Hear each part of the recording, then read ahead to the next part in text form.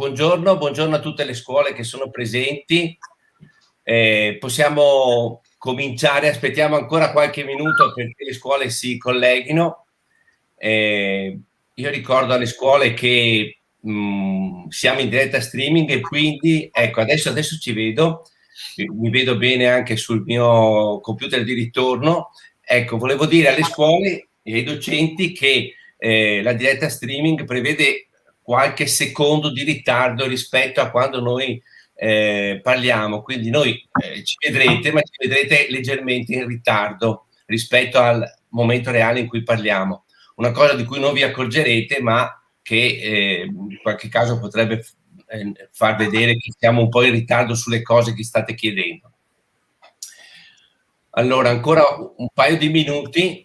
Intanto in diretta vedete tutti coloro che parteciperanno a questa lezione, poi pian piano li presenteremo tutti. Comunque da sinistra dello schermo il dottor Livio Carrer, curatore di M9, del museo M9, poi ci sono io, Montenimariano, area 10, storia e cultura del Veneto, dell'ufficio scolastico regionale del Veneto.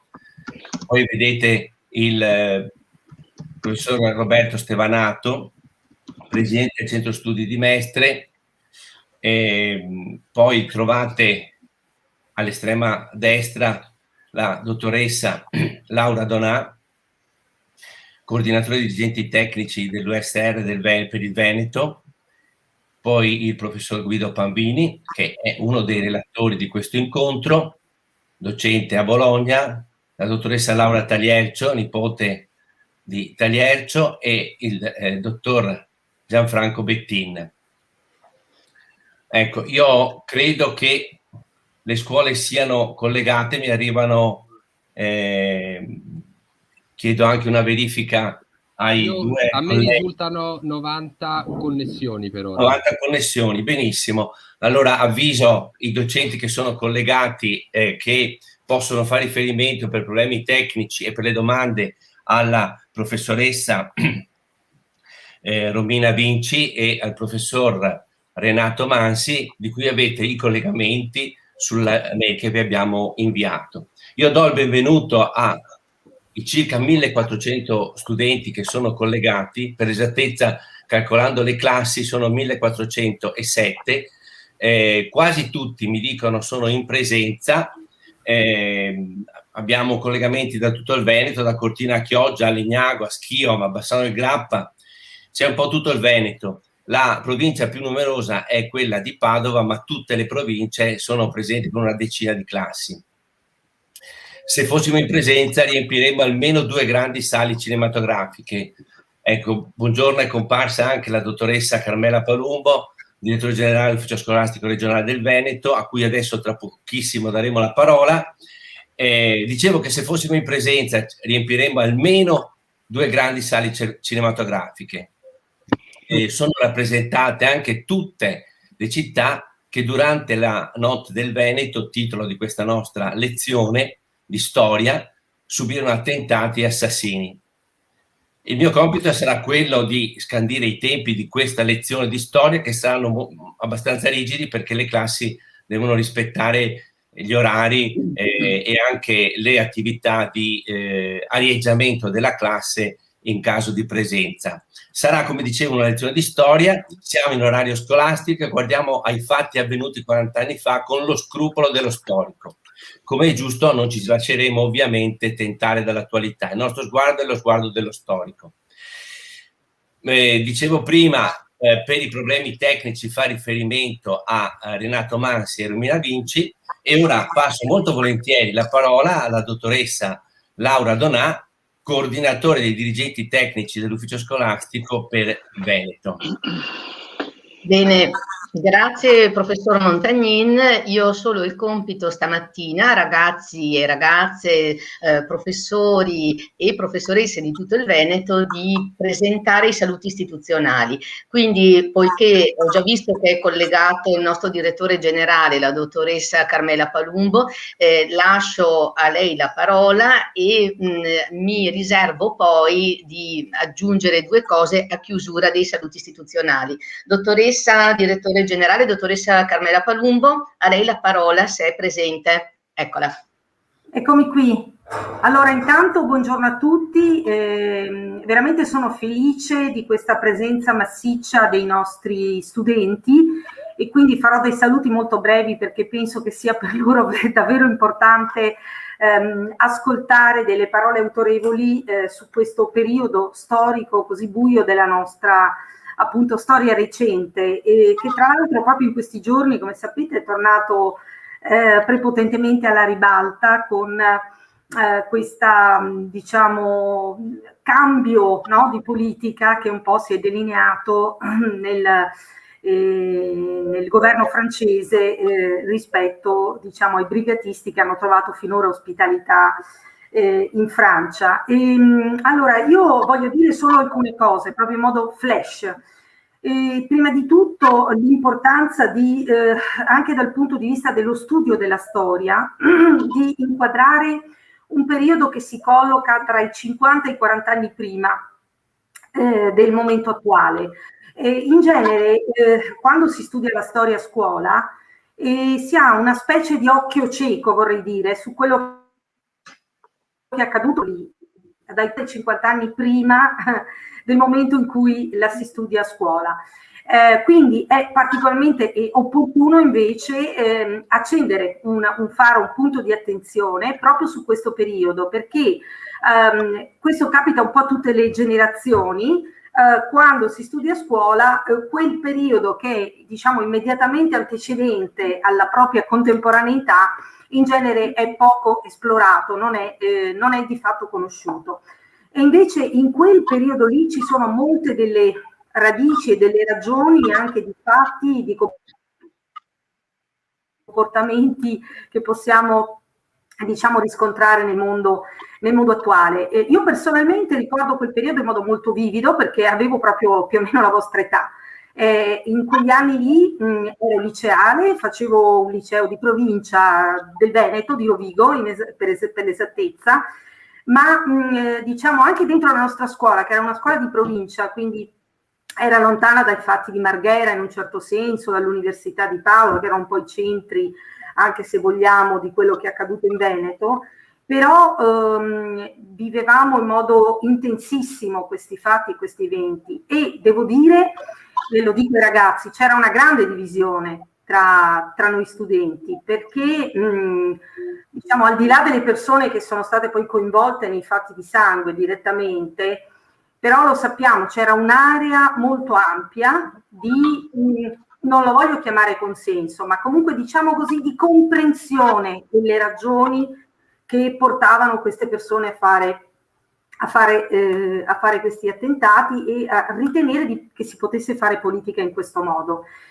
E quindi anche dentro una piccola scuola di provincia c'era molta divisione e bisognava contrastare questi comportamenti che in qualche modo erano assolutori o comunque di comprensione verso questi fatti. Quindi lo ricordo in modo molto vivido anche personalmente questo periodo.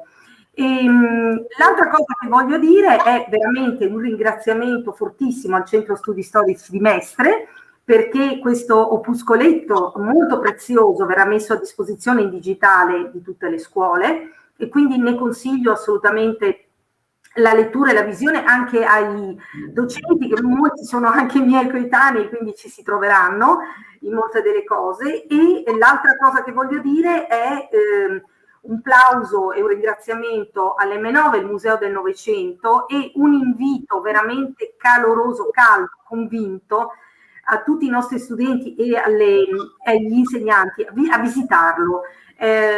Sappiamo poco conosciuto, intanto è un'opera architettonica fantastica, bellissima, è bello da vedere di per sé anche come opera architettonica, ma poi Diciamo che visitare l'M9 ci permette proprio una visione a tutto tondo del Novecento con una modalità interattiva che è davvero assolutamente coinvolgente. Quindi un invito proprio grande e caloroso a visitarlo.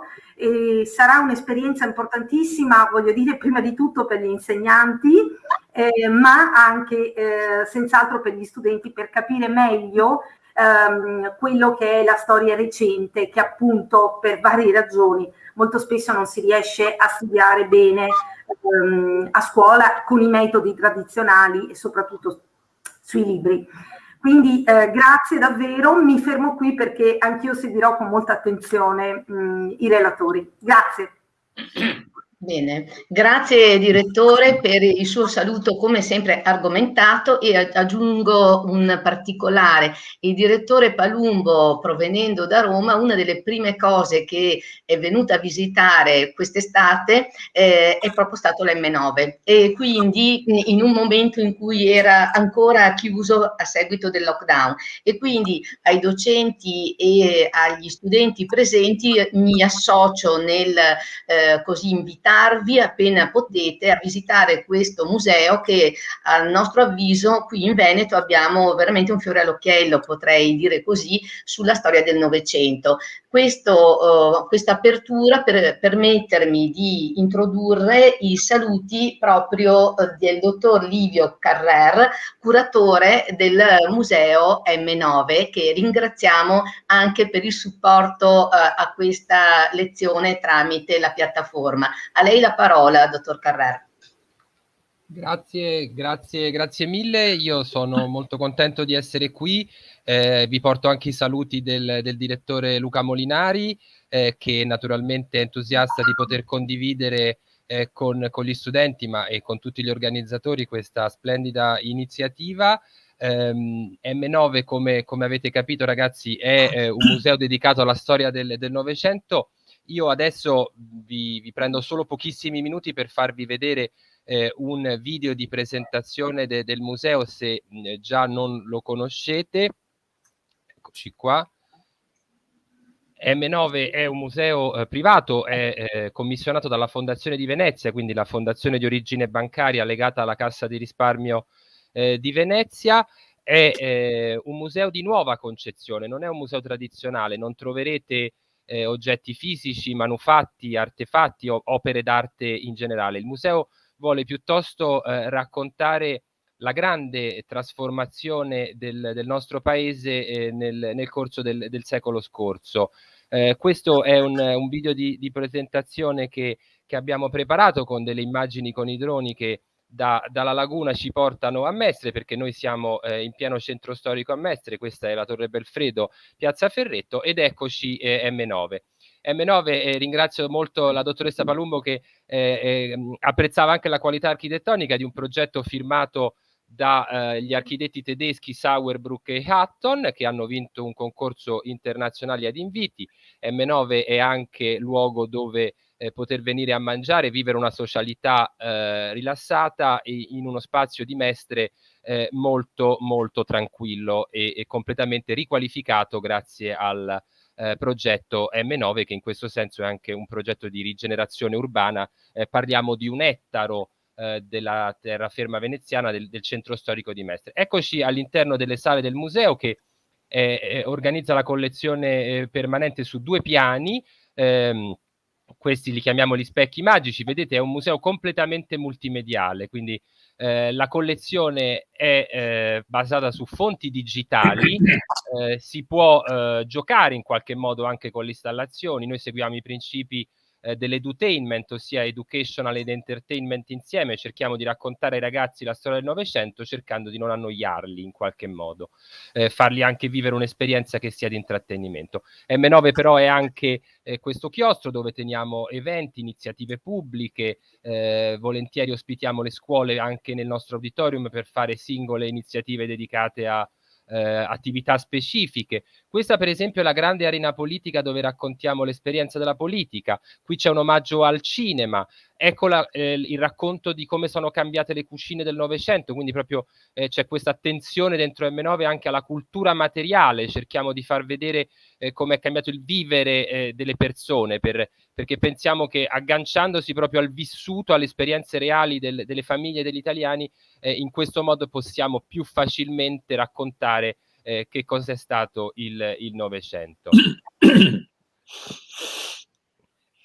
Io vi direi che ci possiamo fermare qui, avete capito che è assolutamente una visita imperdibile e speriamo, noi abbiamo riaperto mercoledì e speriamo che davvero dal prossimo anno accademico non ci siano di nuovo chiusure e si possa programmare serenamente l'attività didattica.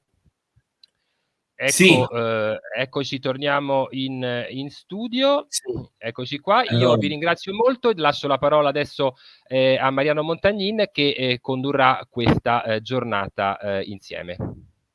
Sì, molto velocemente adesso interviene il professor Roberto Stevanato, presidente del Centro Studi Storici di Mestre, un'associazione di cultura che è attiva a Mestre dal 1961 e che produce periodicamente un quaderno di studi e ricerche.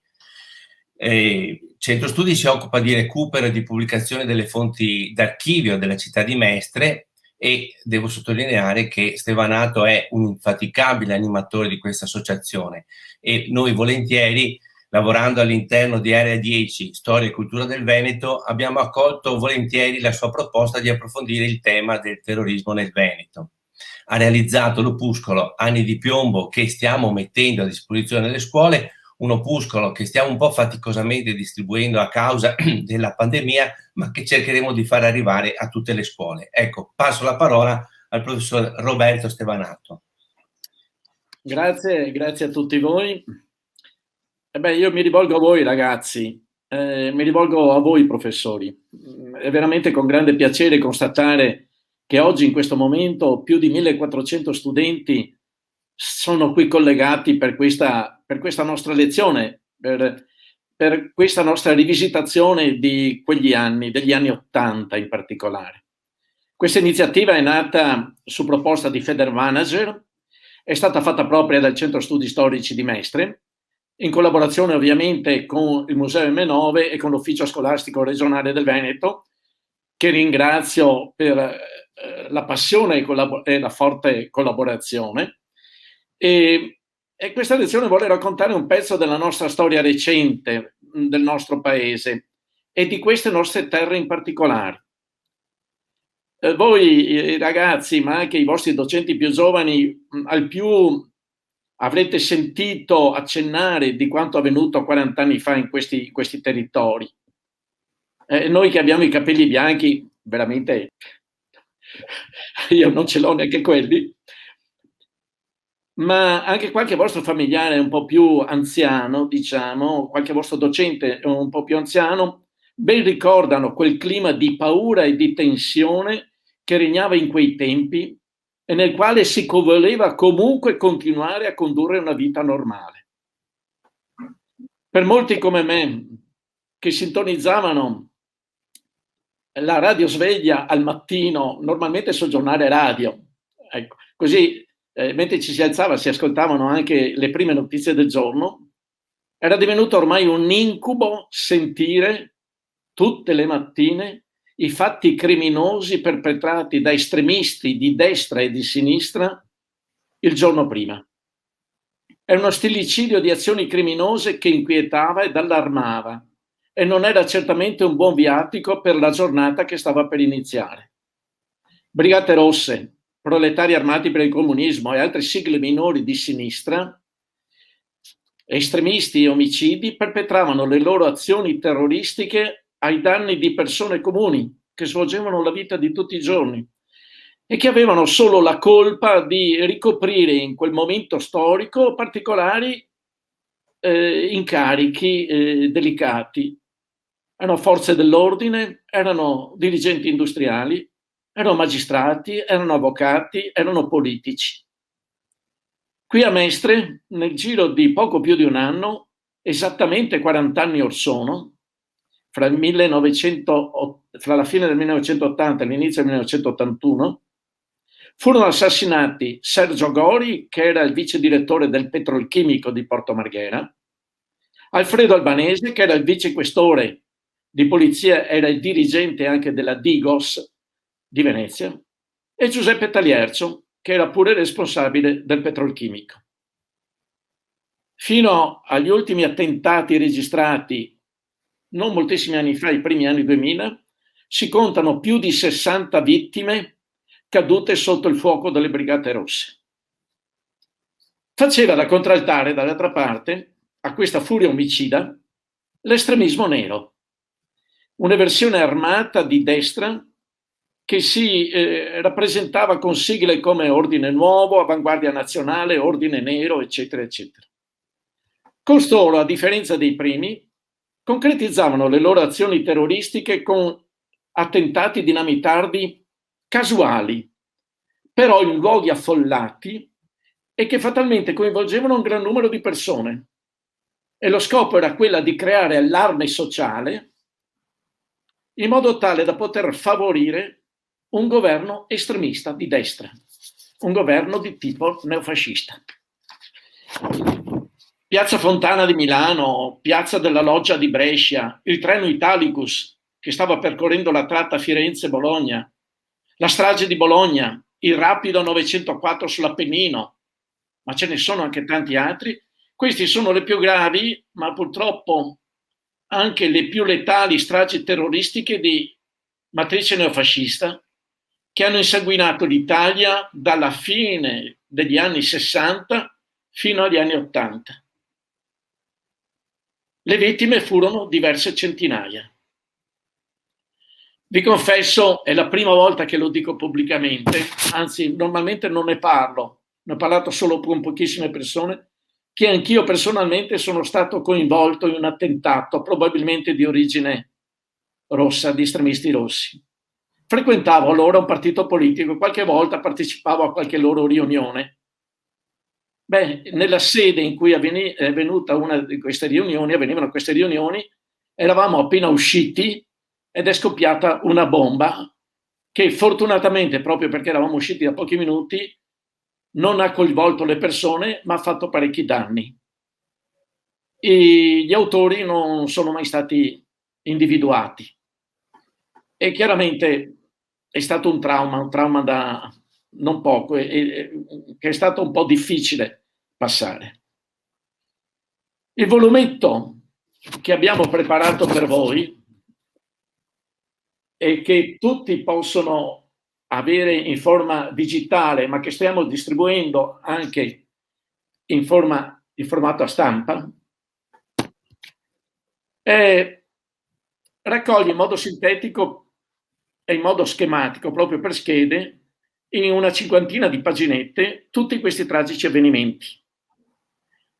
È stato scritto perché rimanga viva la memoria di coloro che si sono trovati inconsapevolmente e incolpalmente nel mirino di questi criminali, ma anche e soprattutto per ricordare che la storia siamo noi, che non dobbiamo cadere nella tentazione della violenza, qualunque siano le motivazioni che potessero giustificarla, e che qualsiasi nostro atto, anche quello che riteniamo più insignificante, può incidere in modo profondo nei nostri cari, in chi ci sta vicino e anche nella società in cui viviamo. Vi ringrazio per l'attenzione e vi auguro un buon lavoro. Bene, adesso passo la parola al professor Guido Pambini, che è un po' il cuore, assieme al dottor Bettin, di questa lezione. Pambini è ricercatore a tempo determinato presso il Dipartimento di Storia e Cultura e Civiltà dell'Università di Bologna. Ha svolto attività di ricerca, di insegnamento in tante università. Tra le sue pubblicazioni ricordo fondamentalmente 2 pubblicazioni, ma sono molti gli articoli e i testi che lui ha scritto. Allora, il primo è Cattolici e violenza politica, l'altro album di famiglia del terrorismo italiano, pubblicato a Venezia nel 2014. Più recente invece è un testo sui terrorismi italiani, una storia politica e culturale, edito dal Mulino, che il professor Bambini sta per dare alle stampe. Ecco, certamente uno dei maggiori esperti di terrorismo e di terrorismo in Italia. Titolo della sua lezione: Terrorismo e violenza politica in Veneto.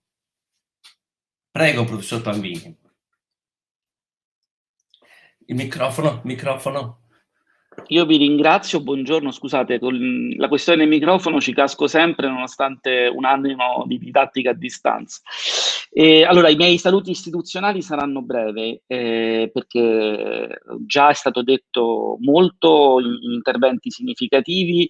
Vorrei porre l'accento però sull'importanza di questo dialogo tra l'università e il mondo delle scuole, mediato poi da un'istituzione così importante come il Museo M9 di Mestre, perché è un momento in cui in realtà esistono tanti studi, c'è un dibattito storiografico e scientifico molto articolato su questi temi, e il fatto che si stanno diffondendo iniziative come la vostra in tante scuole, in tanti istituti scolastici, è un dato significativo molto importante, perché siamo arrivati evidentemente a un livello di conoscenza che può essere trasmesso sia nei programmi universitari che nei programmi scolastici, e questo apre davvero un orizzonte inesplorato, importante, e dunque la vostra iniziativa si inserisce in questo contesto, e per noi studiosi di questo periodo è un test molto importante per non soltanto verificare le nostre conoscenze, ma per metterle in circolazione e ricevere poi gli stimoli che servono, sono vitali nel nostro lavoro di ricerca per approfondire i temi su cui stiamo lavorando. Allora, io mi coordino molto volentieri con Livio Carrer, a cui ho spedito delle slide. Livio, se tu intanto vuoi caricare, io incomincio a... Ecco, vedete, avevo preparato, guardate, delle slide molto essenziali. L'idea è questa. Giustamente si è invocata l'importanza di un approccio storico, dunque il mio obiettivo è quello di mettere a vostra disposizione non solamente i dati riguardanti la violenza politica e il terrorismo dal 1977 al 1981, il rischio sarebbe stato quello di fare un po' una cronologia di cui voi non avete bisogno e che poi troverete, se non ho capito male, in questo libro che sta circolando presso i vostri istituti. Quello che io vorrei offrirvi è piuttosto una prospettiva, ecco, di lungo periodo, in cui ritracciare le radici di quell'esplosione di violenza che effettivamente caratterizzò non soltanto il Veneto, ma in tutta l'Italia, ma che in Veneto dal 1977 al 1981 fu piuttosto drammatica. Allora, Livio, se tu puoi partire con la seconda slide, partiamo da una constatazione di fatto. Il Veneto è storicamente una regione militarizzata. Questo è dovuto sostanzialmente alla peculiarità del Veneto, che è una regione particolarmente esposta verso il confine orientale, ed è la zona in Italia dove più fu drammatico l'impatto della guerra fredda. Non so, Livio, se tu puoi far vedere la seconda slide, che rende abbastanza bene quello che sto dicendo. Voi sapete che durante la guerra fredda, noi oggi sappiamo, la guerra fredda per fortuna è stato un conflitto che non ha avuto un seguito, cioè è stato un conflitto che da un punto di vista militare non ha avuto, perlomeno in Europa, nessuna possibilità di scatenamento. Questo non vuol dire che la guerra fredda non avesse un gigantesco potenziale di distruttività. In particolar modo gli scenari sostanzialmente che gravavano sull'Europa era fino più o meno alla prima metà degli anni 70 la possibilità di una guerra che potesse scoppiare all'improvviso e che vedesse sostanzialmente come scenario militare la possibile invasione da parte delle truppe del Patto di Varsavia dell'Unione Sovietica dell'Europa occidentale. Questo sarebbe avvenuto anche in Italia, badate bene, attraverso l'unica grande porta d'accesso che ha questo paese, cioè quella che appunto troviamo sul confine orientale, attraverso la quale tradizionalmente per secoli l'Italia era stata invasa, e quindi il Veneto si sarebbe trovato sostanzialmente su una delle possibili direttive di una guerra lì dove fosse scoppiato un conflitto con il blocco dell'Est. Questo fece sì che l'unità antifascista, che era stata un po' il grande collante che aveva tenuto insieme le forze che avevano partecipato al processo di liberazione nazionale, avesse subito la prima ondata di destabilizzazione proprio in virtù delle tensioni della guerra fredda. Cioè in Veneto si registrano già nel secondo dopoguerra un cumulo di tensioni proprio perché questa dimensione della guerra fredda apriva uno scenario ben più inquietante rispetto ad altre regioni. In più, in un contesto dove la guerra di liberazione, la guerra civile che aveva in parte accompagnato la guerra di liberazione, aveva avuto degli effetti drammatici. Questa premessa cosa serve a specificare? 2 punti essenzialmente. Il primo, che proprio in virtù delle logiche, grazie Livio, vedete, se riuscite a vedere, è una cartina estrapolata dagli archivi digitali della NATO che fanno vedere bene quali sarebbero state le linee di invasione in un'ipotetica guerra tra il blocco occidentale e l'Unione Sovietica. Dunque, quali sono le 2 principali conseguenze? La prima, innanzitutto, in Veneto, come accennavo all'inizio di questa lezione, diviene presto una regione militarizzata, cioè gli Stati Uniti e la NATO, in accordo ovviamente con le forze armate del nostro paese, dislocano sul territorio una quantità notevole di basi militari che svolgeranno un ruolo molto importante anche negli anni '80, quando il confronto tra Unione Sovietica e il blocco occidentale si giocherà su quello scenario drammatico che era l'installazione dei missili nucleari.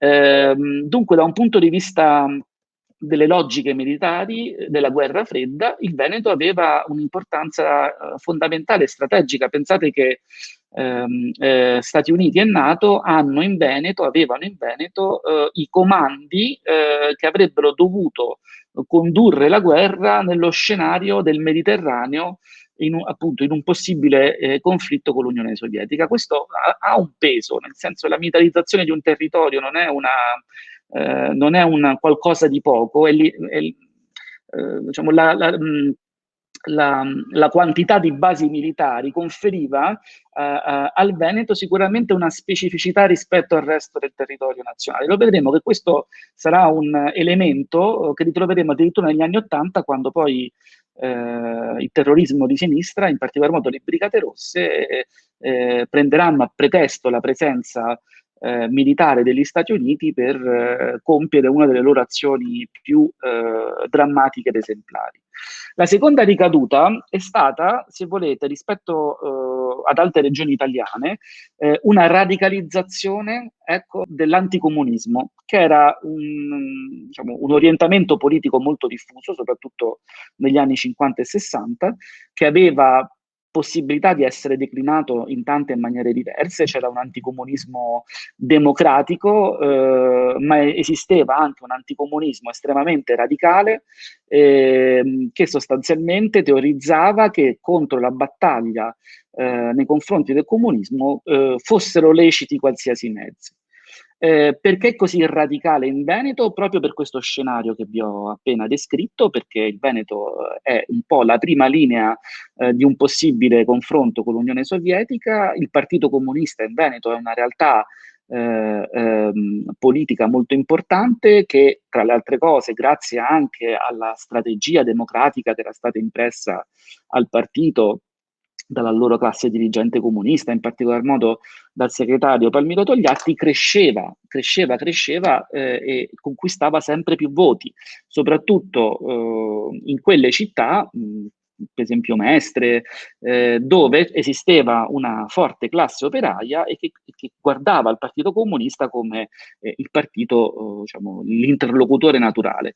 Che cosa significa questo? Da un punto di vista della dialettica democratica, nulla, anzi, il Veneto, se volete, l'altra faccia della medaglia di questo racconto è che le principali forze politiche, la Democrazia Cristiana e il Partito Comunista, avessero in realtà dei rapporti certamente di scontro e conflittuali, ma dettati, diciamo, dalla convergenza verso il medesimo obiettivo, che era quello di creare una democrazia avanzata e il più condivisa possibile.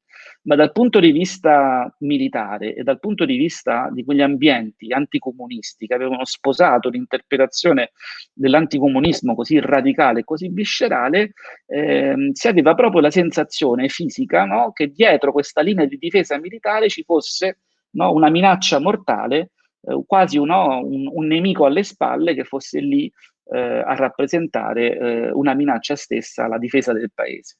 E questo è uno dei grandi drammi che in realtà vive l'Italia in quella stagione, e che nel Veneto, ripeto, ha forse un'incisività maggiore per quanto riguarda appunto questo scenario che è un po' uno scenario strutturale che durerà fino alla fine degli anni 70 e 80.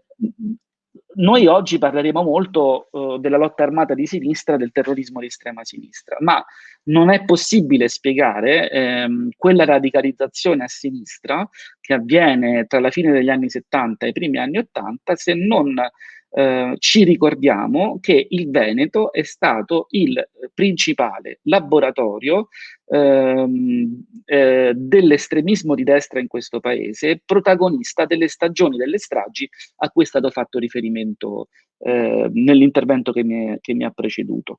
Vedete, in copertina c'è questo libro, La disintegrazione del sistema, che è stato scritto da uno dei principali teorici dell'estrema destra di questo paese, un intellettuale, Giorgio Freda, che aveva una sua casa editrice, il suo centro politico d'azione a Padova. Questa estrema destra, badate bene, dal 1969 al 1974, da un punto proprio di vista operativo, i nuclei che si sono responsabili degli attentati stragisti che insanguinano il paese vengono per lo più in gran parte quasi tutti dal Veneto. Questo è spiegabile sostanzialmente con lo scenario che vi avevo descritto poco prima. È una particolare corrente della destra radicale che addirittura sostiene che per allontanare la minaccia del comunismo dal paese si possa ricorrere alle stragi indiscriminate contro la popolazione civile, con lo scopo sostanzialmente di creare un'ondata di paura, di terrore nella popolazione e far sì che a questo punto le forze armate potessero intervenire nel paese e, come è stato accennato, instaurare una dittatura per allontanare, per scagionare la paura del comunismo. Il Veneto è un laboratorio non soltanto teorico, ma anche di pratiche della violenza. Sono tanti gli attentati. Oggi vi mostrerò qualche dato, ma dovete pensare che gran parte abbiamo dati insufficienti che spesso non tengono in considerazione, ad esempio, l'alto numero di attentati che fortunatamente non hanno provocato vittime, ma o sono falliti o hanno provocato solamente danni alle cose e alle persone. Ecco, da questo punto di vista sarebbe un giorno interessante misurare l'impatto di questa violenza, perché il Veneto non è stato solamente un laboratorio teorico, ma è stato un vero e proprio anche laboratorio di pratiche della violenza. Questo molto prima che sul fine degli anni 70 esplodesse, no, la violenza dell'estrema sinistra. E, purtroppo, anzi per fortuna, la storia di questo paese è una storia estremamente complessa, ritornerò su queste conclusioni, sulle nostre conclusioni su questo punto.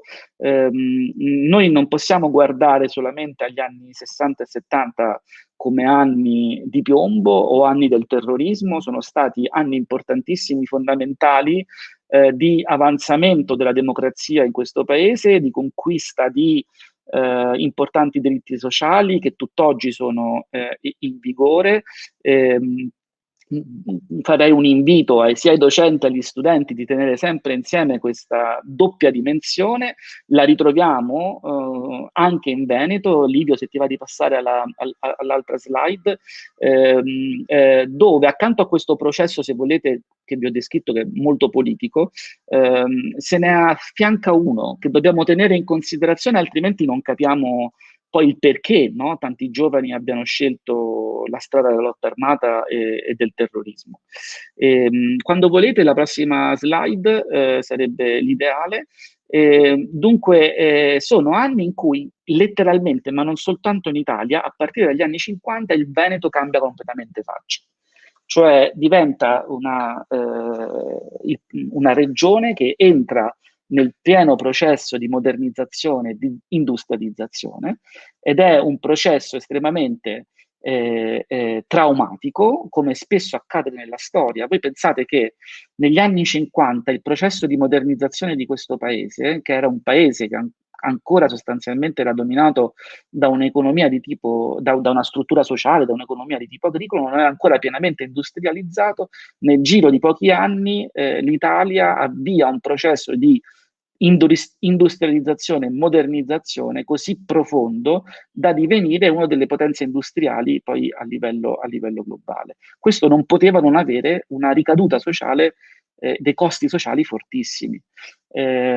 Sono storie, è la storia di una modernizzazione che si intreccia però a delle aspre lotte sociali, perché il costo sociale del cosiddetto miracolo economico, che è un po' la categoria con cui gli storici sintetizzano e descrivono questa fase importantissima della storia del paese, in realtà poi c'è anche un lato, no, di costo sociale che ha significato in particolar modo in un momento storico in cui la classe operaia era numericamente impotente ed era il vero e proprio motore dello sviluppo nel senso fisico di armi e braccia, ha significato una compressione fortissima, perlomeno agli inizi, dei diritti dei lavoratori, delle condizioni di salute.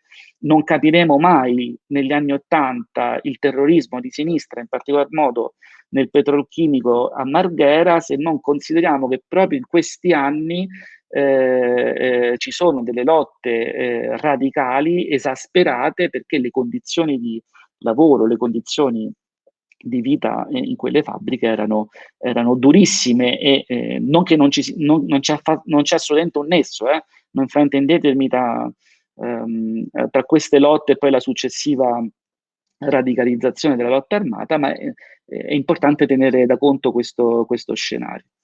Si arriva dunque sostanzialmente, grazie Livio, se possiamo passare alla prossima slide, i primi anni 70 sono caratterizzati in Veneto sostanzialmente da questa doppia presenza, cioè da un lato un laboratorio politico del terrorismo nero più radicale e dell'anticomunismo più viscerale, che è disposto, no, a varcare quella soglia terribile addirittura di ritenere legittimo, no, l'utilizzo delle stragi contro la popolazione civile per bloccare l'avanzata del comunismo. Dall'altro un progressivo processo di radicalizzazione che vede anche in questo caso il Veneto essere un laboratorio che ha delle specificità, sicuramente rispetto al resto del paese. Che cosa voglio dire? Nasce un estremismo di sinistra che ha due grandi punti di forza dal punto di vista della propria cultura politica, cioè il ritenere sostanzialmente che quel processo di modernizzazione avrebbe avuto un costo sociale e umano talmente alto da rendere sostanzialmente del tutto inutile qualsiasi tentativo di difesa della democrazia. Cioè, la maggior parte delle forze di sinistra in quel momento ritengono, no, che la democrazia vada difesa e puntellata. Noto, no? Il Partito Comunista, il Partito Socialista giocano un ruolo molto importante in quegli anni. In Veneto invece nasce una corrente che dice sostanzialmente, anzi no, la democrazia paradossalmente è un pericolo, perché le correnti del movimento operaio che sono più disposte a rafforzare il processo democratico non si rendono conto che stanno aprendo, no, la strada a una trasformazione della nostra società, della nostra economia, che avrebbe avuto degli esiti sostanzialmente catastrofici. Cioè in Veneto si rompe, viene a rompersi, ed è il primo grande laboratorio di delegittimazione del riformismo di questo paese. Facendola breve, sostanzialmente si ritiene che il processo di modernizzazione, le forme che ha preso lo sviluppo capitalistico nel Veneto legittimino una radicalizzazione, un ricorso alla violenza rivoluzionaria, perché la via seguita dalle forze democratiche del riformismo non è sufficiente o è sbagliata, o addirittura viene vista come un errore, addirittura viene vista come complice di questo progetto di modernizzazione, che era sicuramente una esposizione di una visione estremamente alterata dal punto di vista dell'ideologia della società, ma che matura in questi anni e che fornisce sostanzialmente lo schema culturale, ideologico, che poi ritroveremo nella testa dei protagonisti della lotta armata di sinistra, del terrorismo, negli anni successivi. Una breve parentesi, perché riguarda soprattutto la prima metà degli anni 70. Il Veneto, badate bene, è la prima regione in cui si registrano le prime 2 vittime provocate dal terrorismo di sinistra. Sono 2 militanti del Movimento Sociale di Padova, Giuseppe Mazzola e Graziano Giralucci, sono uccisi dalle Brigate Rosse in un contesto drammatico. Stiamo parlando del giugno del 1974, a pochi giorni dalla strage di Brescia, che era avvenuto il 28 maggio, in un contesto e in un clima del paese che era esasperato dalle continue contrapposizioni che avvenivano in particolar modo a livello giovanile tra gruppi di estrema destra ed estrema sinistra, perché uno degli effetti che poi aveva questa politica del terrore, delle stragi contro la popolazione civile, se ci vedete bene, anche una conseguenza logica, era quello di esasperare i rapporti politici, di radicalizzare le posizioni di movimenti che avevano già, di partiti che avevano già posizioni estremiste, e di aver innescato una ondata di violenza diffusa che segnava davvero la quotidianità. Dunque nel Veneto precocemente si registra un'escalation del terrore. Qui vi ho presentato dei brevi dati. Pensate che nella sola provincia di Padova tra il 1975 e il 1980 si registrano 307 attentati, e sono cifre a ribasso, molto meno di quanto probabilmente oggi uscirà da un percorso di ricerca su fonti un po' più attendibili. Agiscono 33 organizzazioni terroristiche, 28 di estrema sinistra e una di estrema destra, e nello stesso periodo nella provincia di Venezia si registrano 131 attentati, operano 19 organizzazioni terroristiche, 18 di sinistra e una di destra. Questi sono dati così del tutto indicativi. La prima metà degli anni 70 funziona sostanzialmente come una specie di camera di incubazione delle tensioni che poi sfoceranno negli anni immediatamente successivi, punto di svolta non soltanto nel Veneto ma in tutta Italia, Non a caso la vostra giornata di studio e di confronto, no, mette come anno di partenza il 1977, anno in cui l'Italia vive una gravissima crisi sociale. Sono da qualche anno in cui, a partire dal 1973, non soltanto in Italia, in tutto l'Occidente capitalistico, si riscontra un ciclo economico negativo con tutte le gravi ripercussioni che hanno da un punto di vista sociale.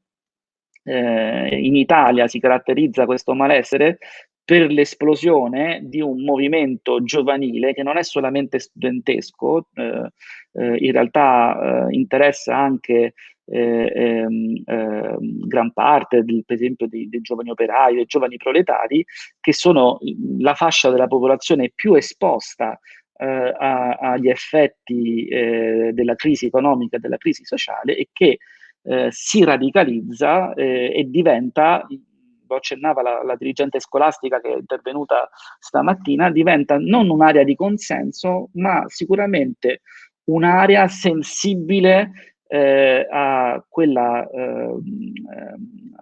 sensibile e disponibile a una radicalizzazione della lotta politica, così come da anni un po' l'estrema sinistra andava profetizzando. Cioè si crea una situazione drammatica che effettivamente diventa un po' l'acqua in cui nuotano i pesci, no, del terrorismo rosso.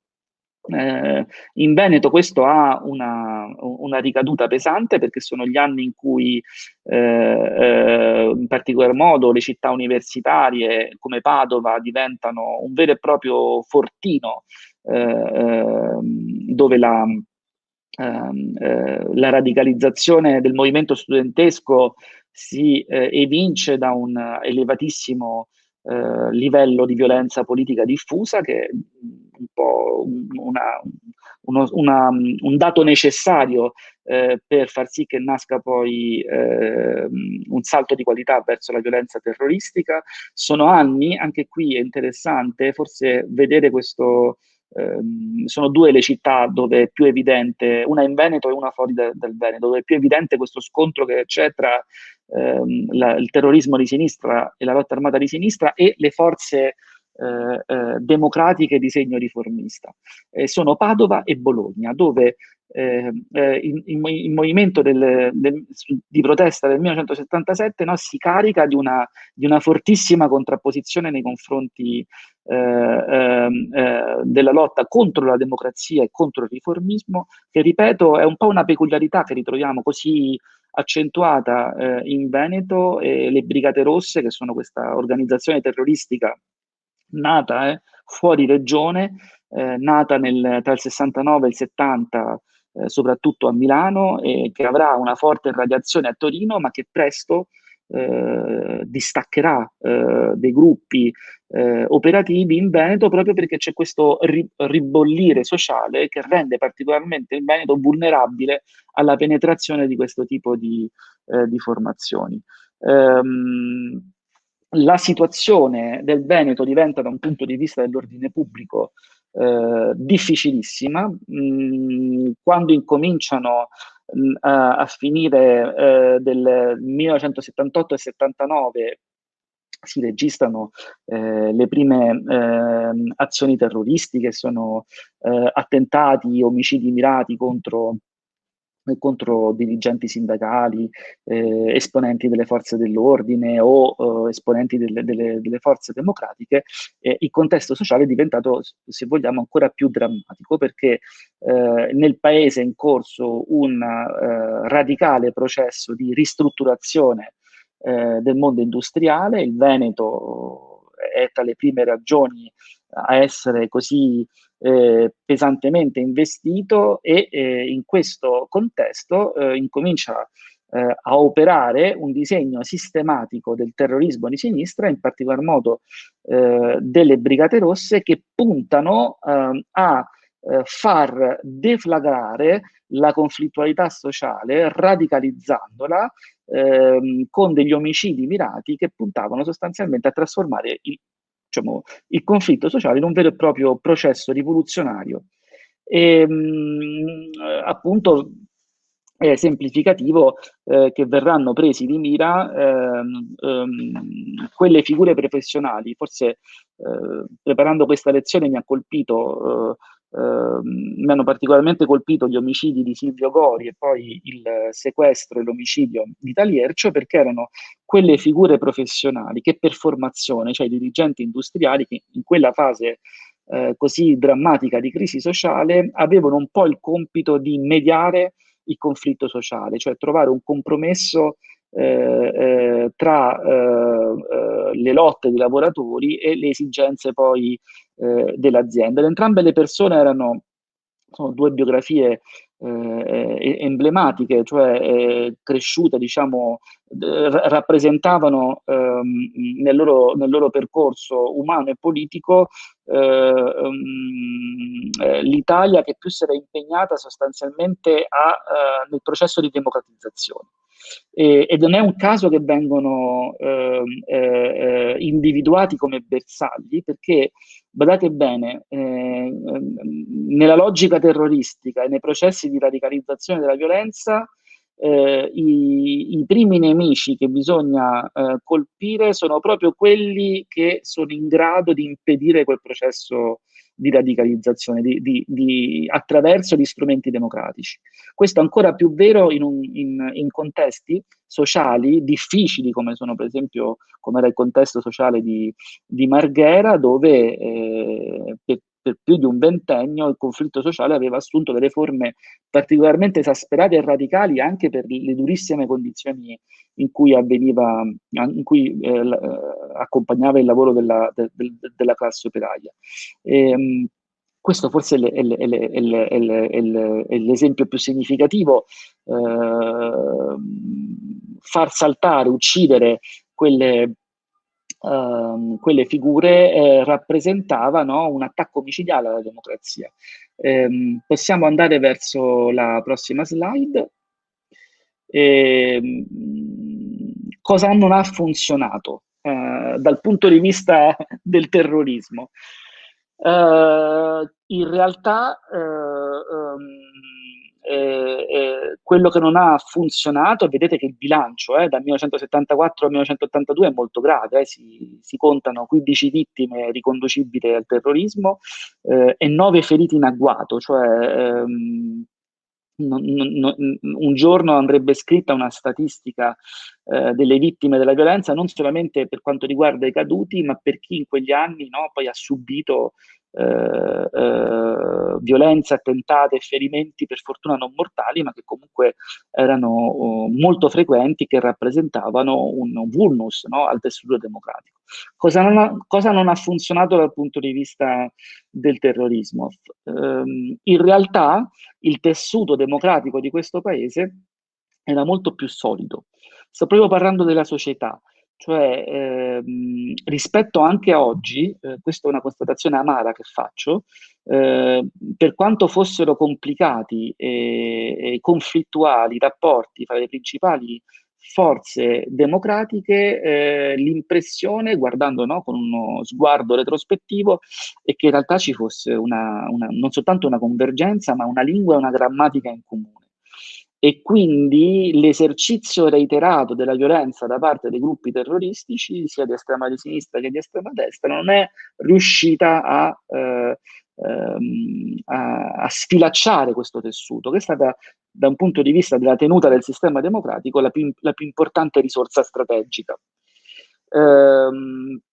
In un momento in cui, badate bene, l'intensità delle azioni terroristiche era davvero notevole, non le possiamo ripercorrere tutte, ma diciamo la storia del terrorismo in Veneto dura a lungo e ha un livello di destabilizzazione anche per quanto riguarda il resto del paese davvero notevole. Mi avvio verso le conclusioni. quando sostanzialmente si comprende che questo tessuto democratico è difficile da sfibrare, da mettere in ginocchio, il terrorismo di sinistra prova a giocare un'ultima carta disperata, che era la carta della destabilizzazione degli equilibri politici imposti dalla guerra fredda. Tant'è vero che nel dicembre del 1981 registriamo forse una delle più importanti azioni terroristiche del paese, perché viene sequestrato un generale americano, James Dozier, che era uno dei responsabili militari dell'apparato delle forze NATO dislocate in Veneto, che aveva quindi un ruolo molto importante nelle logiche della guerra fredda, e questo ha avuto effettivamente ha fatto tremare le gambe al paese, perché quasi il terrorismo riusciva ad andare a incidere su equilibri che era delicatissimo sfiorare. Per fortuna un sequestro che si risolse con l'intervento risoluto delle forze dell'ordine, che è riuscito, senza spargimento di sangue, poi a liberare il generale Dozier, cosa che non era riuscito in altri contesti drammatici, come il sequestro di Taliercio, che invece ebbe un esito tragico e voluto dalle Brigate Rosse come appunto il tentativo di innescare un processo di degenerazione che per fortuna non ha avuto seguito. Arrivo alle conclusioni. L'ho accennato prima. Sono anni drammatici, anni di cui bisogna assolutamente sviluppare coscienza, soprattutto nei programmi scolastici, dove insomma si formano i cittadini del domani, ma non scordiamoci che non sono stati anni segnati solamente dalla violenza del terrorismo. Paradossalmente sarebbe stato più semplice, no? Se fosse stata un'epoca segnata solamente da quella definizione che è un po' parziale, secondo me, che è quella degli anni di piombo. Non furono solamente anni di piombo, furono anni molto importanti dal punto di vista della costruzione del processo democratico, di un avanzamento della società, di un raggiungimento di diritti civili e sociali che non avevano avuto precedenti nella storia repubblicana, e che vi assicuro su cui oggi siamo tornati un po' indietro. Mi vengono in mente le parole di Giovanni Moro, che ha scritto ormai un decennio fa un piccolo libro. Giovanni Moro è figlio di Aldo Moro, come voi sapete uno lo statista democristiano della Democrazia Cristiana, rapito e ucciso dalle Brigate Rosse. È stato un po' il perno della costruzione del processo democratico di questo paese. Giovanni Moro diceva in questo libro, che si chiama Anni 70, un libro molto interessante e molto utile dalla nostra prospettiva, che gli anni 70 non furono solamente anni di tramonti, ma anche di albe. E su questo inviterei la riflessione di noi tutti, sulla complessità, l'ambivalenza di questi anni e di questo processo democratico che nonostante tutto è andato avanti anche in una regione come il Veneto, che aveva conosciuto un impatto della violenza terroristica davvero, davvero notevole. Vi ringrazio. Ringrazio del preziosissimo intervento il professor Pambini e passo la parola a Gianfranco Bettin, sociologo, scrittore e saggista italiano, veneziano. Ha insegnato e lavorato a lungo nel campo della ricerca sociale e collabora, lo potete leggere in moltissimi quotidiani e riviste, praticamente quasi ogni settimana. Di lui ricordo La strage degli innocenti, perché Piazza Fontana è senza colpevoli, del 2019. Ha scritto moltissimo, insomma, scelgo questo libro, e anche per la sua attività di romanziere, di narratore, come lui ama definirsi, Cracking, del 2019. Bettin è anche un testimone diretto degli anni che stiamo esaminando. Il titolo della sua lezione è Il contesto sociale e politico del territorio di Mestre e Venezia negli anni di piombo. Invito i colleghi a spegnere i microfoni, perché c'è un ritorno di microfoni. Professor Bettin, dottor Bettin, se può cominciare, la parola è a lei.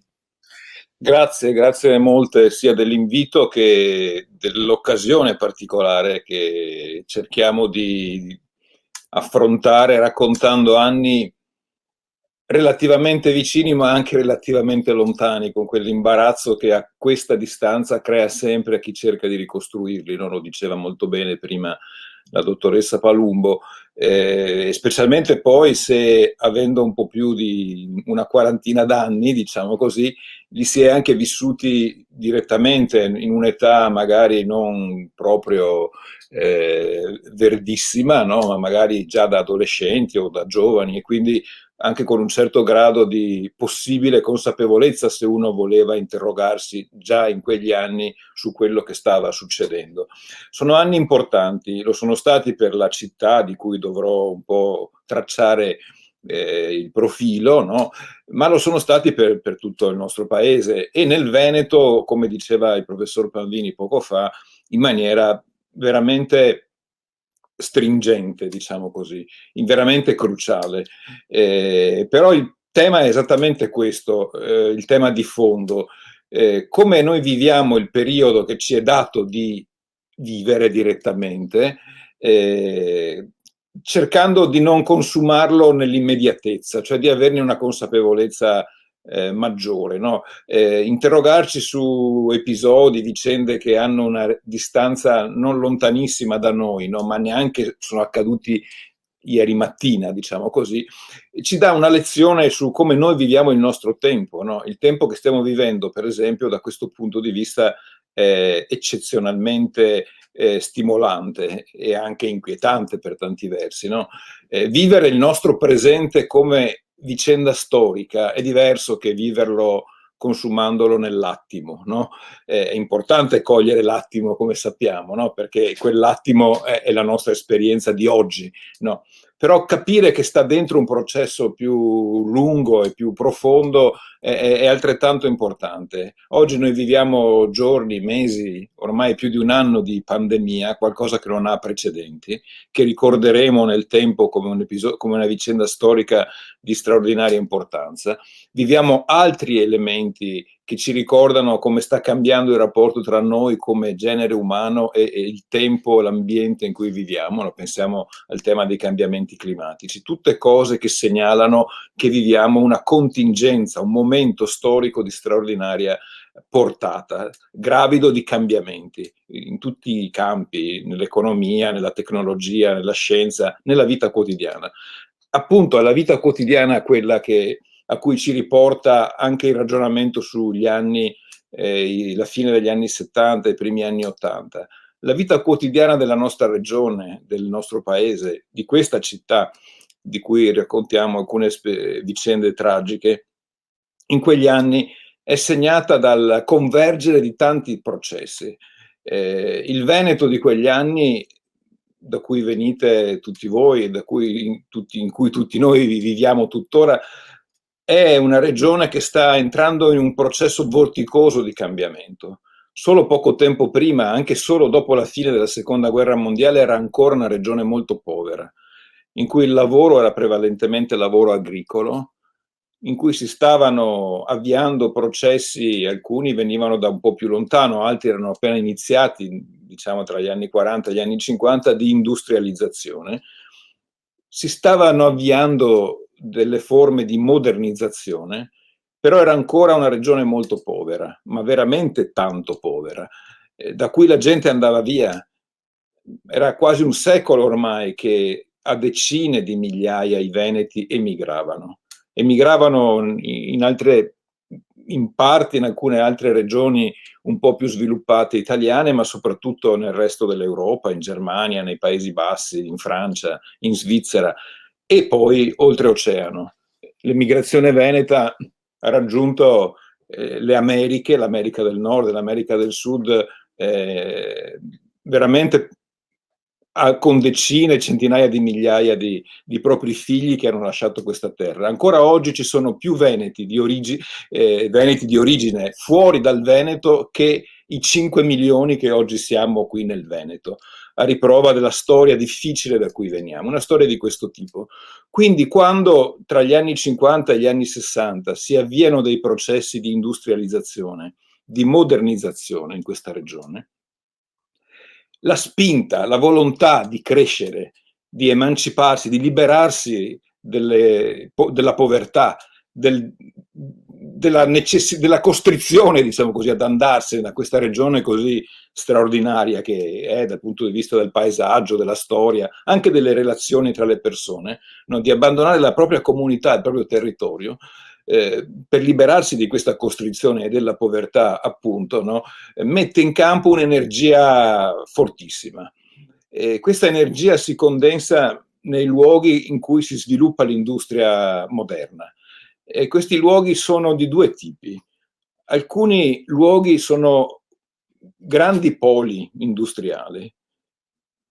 Porto Marghera è il principale fra tutti questi.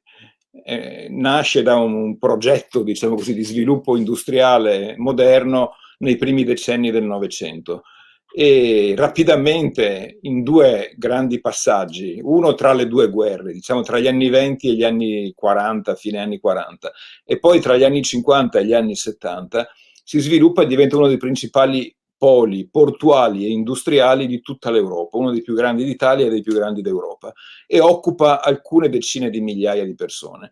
Negli anni di cui stiamo parlando, cioè nella seconda metà degli anni 70, primi anni 80, arriva a occupare circa 40.000 persone, dentro un'area urbana che è passata rapidamente da circa 30.000, 40.000 persone, l'area di Mestre, diciamo, con le frazioni intorno, che è passata nel giro di un trentennio da 30-40.000 persone a oltre 200.000 negli anni di cui stiamo parlando.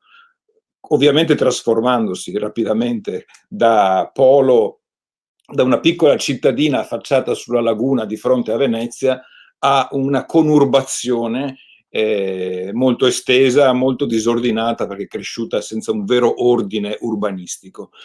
Questa è una modalità di modernizzazione del Veneto.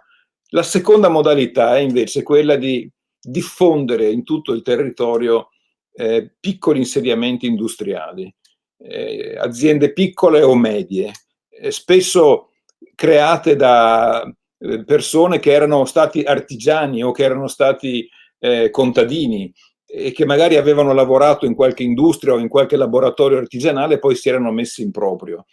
E in questo modo, tra gli anni 70 e gli anni 80, il Veneto diventa un'enorme manifattura, un'enorme fabbrica diffusa per certi versi e concentrata in alcuni poli, tra cui appunto il principale è Porto Marghera. Questo produce una modernizzazione generale della vita economica, sociale e anche culturale. Il Veneto è storicamente sede di importanti università, l'Università di Venezia, l'Università di Padova, le altre città pure sono sedi universitarie come Verona e altre poi si diffonderanno successivamente come sedi decentrate o come sedi autonome in tutta la regione, no?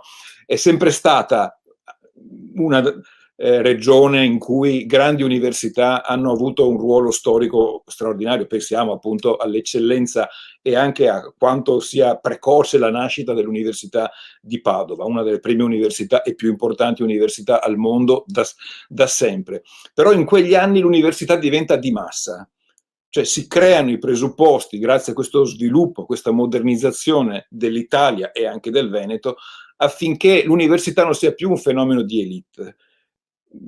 Alcune riforme che precedono questi anni, che riguardano l'istruzione obbligatoria e poi che riguardano il diritto all'accesso sia alla scuola superiore che all'università, creano le condizioni perché tutti teoricamente possano provarci almeno, no? E questo accade. Naturalmente questo mette in moto delle trasformazioni anche più profonde. Emerge una realtà giovanile autonoma. Fino a pochi anni prima ovunque, poi prima negli Stati Uniti, poi anche in Europa, poi in Italia, poi nel Veneto un po' più tardi, diciamo attorno agli anni, seconda metà degli anni 60, emerge una realtà giovanile che ha un'esperienza autonoma, che ha una propria cultura, dei propri stili di vita, dei propri gusti musicali, nella moda, insomma in generale, negli stili di vita per l'appunto, nelle relazioni interpersonali, no? Si superano, si prova a superare vecchi stili di vita, insomma. E questo innesca un grande cambiamento, un grande mutamento.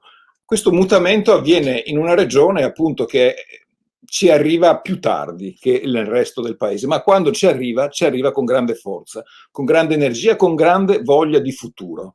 E questo è il Veneto del dopoguerra, soprattutto dagli anni 60 in poi. È una regione che vuole lasciarsi alle spalle un passato di povertà, che vuole guardare avanti, che vuole crescere, no? Che è anche però, lo diceva bene il professor Panvini prima, una regione di frontiera, perché il mondo che è uscito dalla seconda guerra mondiale è un mondo diviso in due, almeno in due, diciamo così, tra Occidente e Est, tra Ovest ed Est. L'Est non è semplicemente un luogo geografico, diciamo, una latitudine, no? Un punto cardinale in questo caso.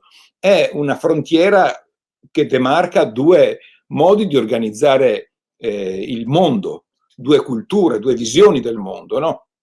L'Occidente liberal democratico, chiamiamolo così, no? L'Est egemonizzato dal blocco imperniato sull'Unione Sovietica.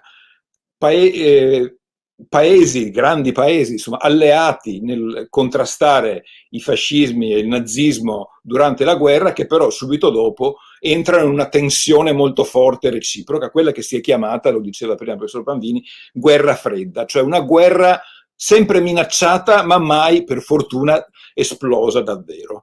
Ma questo fa sì che uno contro l'altro armati si sorvegliavano a vicenda. Il Veneto era una frontiera di questa, che qualcuno chiamerà cortina di ferro, no? Cioè una barriera di ferro che divide due mondi. Questo confine passava vicinissimo al Veneto, passava in Friuli, passava a Trieste, a Gorizia, qui vicinissimo, e quindi è anche una regione molto presidiata, con le basi dell'alleanza militare occidentale, la NATO, con basi direttamente degli Stati Uniti, alleati e il perno del blocco occidentale, e con basi dell'esercito italiano, naturalmente. Questo faceva sì che nel mutamento che stava trasformando le cose, in cui anche la politica era coinvolta, no? E vedeva crescere, per esempio, le forze che rappresentavano la nuova composizione sociale, no? Un Veneto che non è più agricolo, in cui ci sono molti lavoratori, molti operai, molti giovani anche che hanno idee innovative, è un Veneto che ha al proprio interno anche tensioni politiche fertili, no? Che guardano al cambiamento. E questo attraversa un po' tutti i partiti. Allora i grandi partiti di massa erano soprattutto la Democrazia Cristiana, in una regione in particolare come il Veneto a forte tradizione cattolica, no? La Democrazia Cristiana era il partito dei cattolici impegnati in politica, no? Ed era il partito che è rimasto il partito di maggioranza fino ai primi anni 90 nell'Italia, e quindi era il perno di ogni governo dalla fine della guerra fino almeno alla metà degli anni 90, e questo ed era a sua volta un partito molto segnato dalle trasformazioni in corso, no? La stessa Chiesa si sta rinnovando, no? Un grande Papa, che è stato anche cardinale e patriarca di Venezia, Papa Giovanni XXIII, convoca un concilio nei primi anni 60 che rinnova molto l'approccio della Chiesa alle questioni contemporanee. È un soggetto che è molto capace di leggere i segni del tempo, quella Chiesa, no? E anche la Chiesa di sempre, diciamo, si interroga molto sul proprio tempo come esperienza storica e sul modo giusto in cui i fedeli possano interpretarla e viverla, questa esperienza storica. E quindi anche il Veneto, che è molto permeato dalla presenza della Chiesa cattolica, sente queste istanze di rinnovamento, e anche il partito che è più vicino, che è la Democrazia Cristiana, è attraversato da queste spinte. Dall'altra parte è un partito comunista, che è il partito che con una certa naturalezza, diciamo, interpreta i bisogni della classe operaia, del mondo del lavoro più in generale, insieme con i sindacati, è attraversato a sua volta da una forte spinta di rinnovamento, che lo spinge ad allontanarsi un po' dalle vecchie impostazioni ideologiche e a misurarsi con i problemi del territorio. ma i problemi del territorio, la vitalità nuova che questo Veneto mette in campo, queste città del Veneto e dell'Italia mettono in campo, come dire, cercano disordinatamente un nuovo spazio, e questo disordine, che è anche un disordine creativo, a volte invece produce spinte più estreme, che per l'urgenza che sentono, per l'immaturità di chi le interpreta, per la spinta delle cose, no, arrivano a produrre degli scontri molto, molto, molto duri. Ed è qui che nasce quella radicalità di cui ha parlato molto bene il professore prima. Perché interpretare questo cambiamento, dargli una logica, dargli una prospettiva, significa avere capacità di distinguere, diciamo così, quali sono i limiti da dare alla propria protesta quando si è di fronte a ciò che si ritiene un'ingiustizia, o alla propria proposta quando si ritiene di avere delle idee da proporre, no? E la storia è più complicata, non è che uno desidera una cosa oggi e lo ottiene immediatamente sul piano dei cambiamenti, no? Fai i conti con chi magari ha paura di quel cambiamento, o con chi lo sente come qualcosa di non ancora maturo. E in questo scontro di tensioni, no, di ambizioni, di aspirazioni, di bisogni, a volte, quando la politica o non è in grado per ragioni storiche o non ci arriva perché è miope, no, il conflitto rischia di esplodere. È così che sulla fine degli anni 60, primi anni 70, alcuni luoghi del Veneto diventano caldi, molto caldi. Porto Marghera è uno di questi, in cui confluisce, diciamo così, confluiscono vari filoni di tensioni sociali e politiche. Una è certamente quella del mondo del lavoro, nel polo industriale e portuale di Marghera, per l'appunto, alcune decine di migliaia di persone che lavorano in condizioni differenziate, in alcune fabbriche più, diciamo così, garantite, in altre invece molto maltrattate, soprattutto gli operai, i lavoratori più dequalificati, no?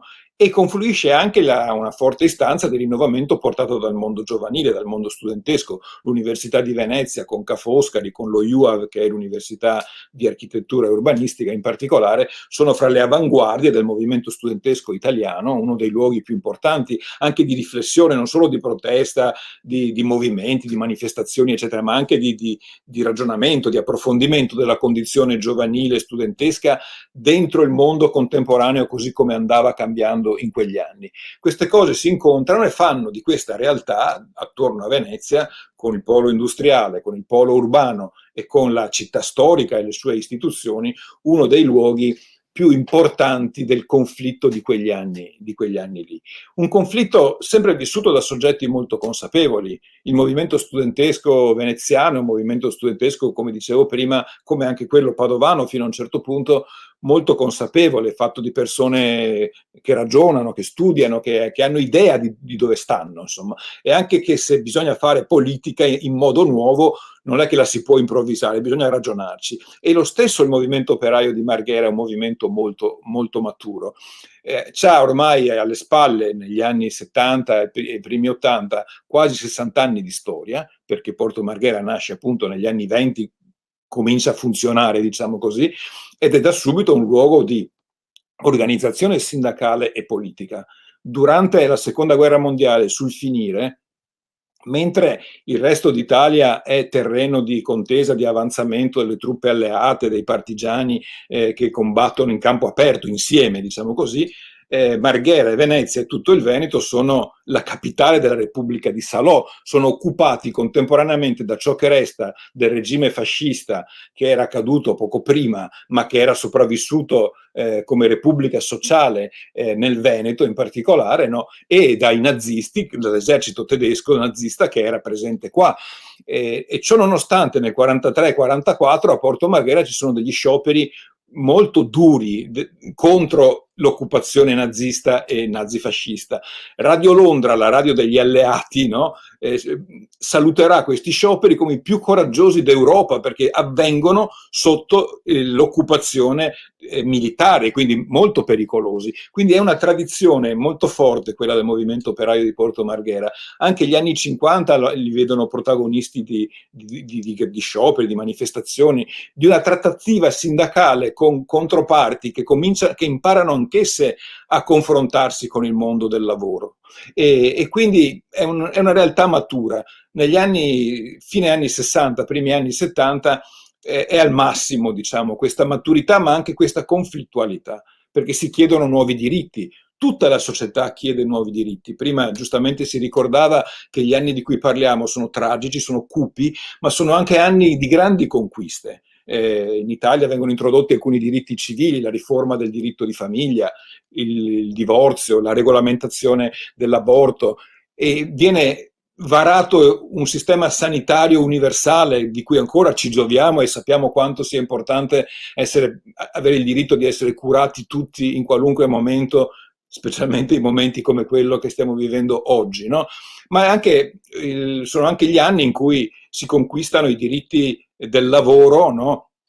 Con lo statuto dei lavoratori, che prima non erano garantiti come l'introduzione di questo statuto garantirà, per l'appunto. Quindi sono anni di grandi avanzamenti, di presa di parola, dicevo prima, dei giovani, degli studenti, che prima erano piuttosto subalterni, no? tenuti a stecchetto, come si potrebbe dire, no?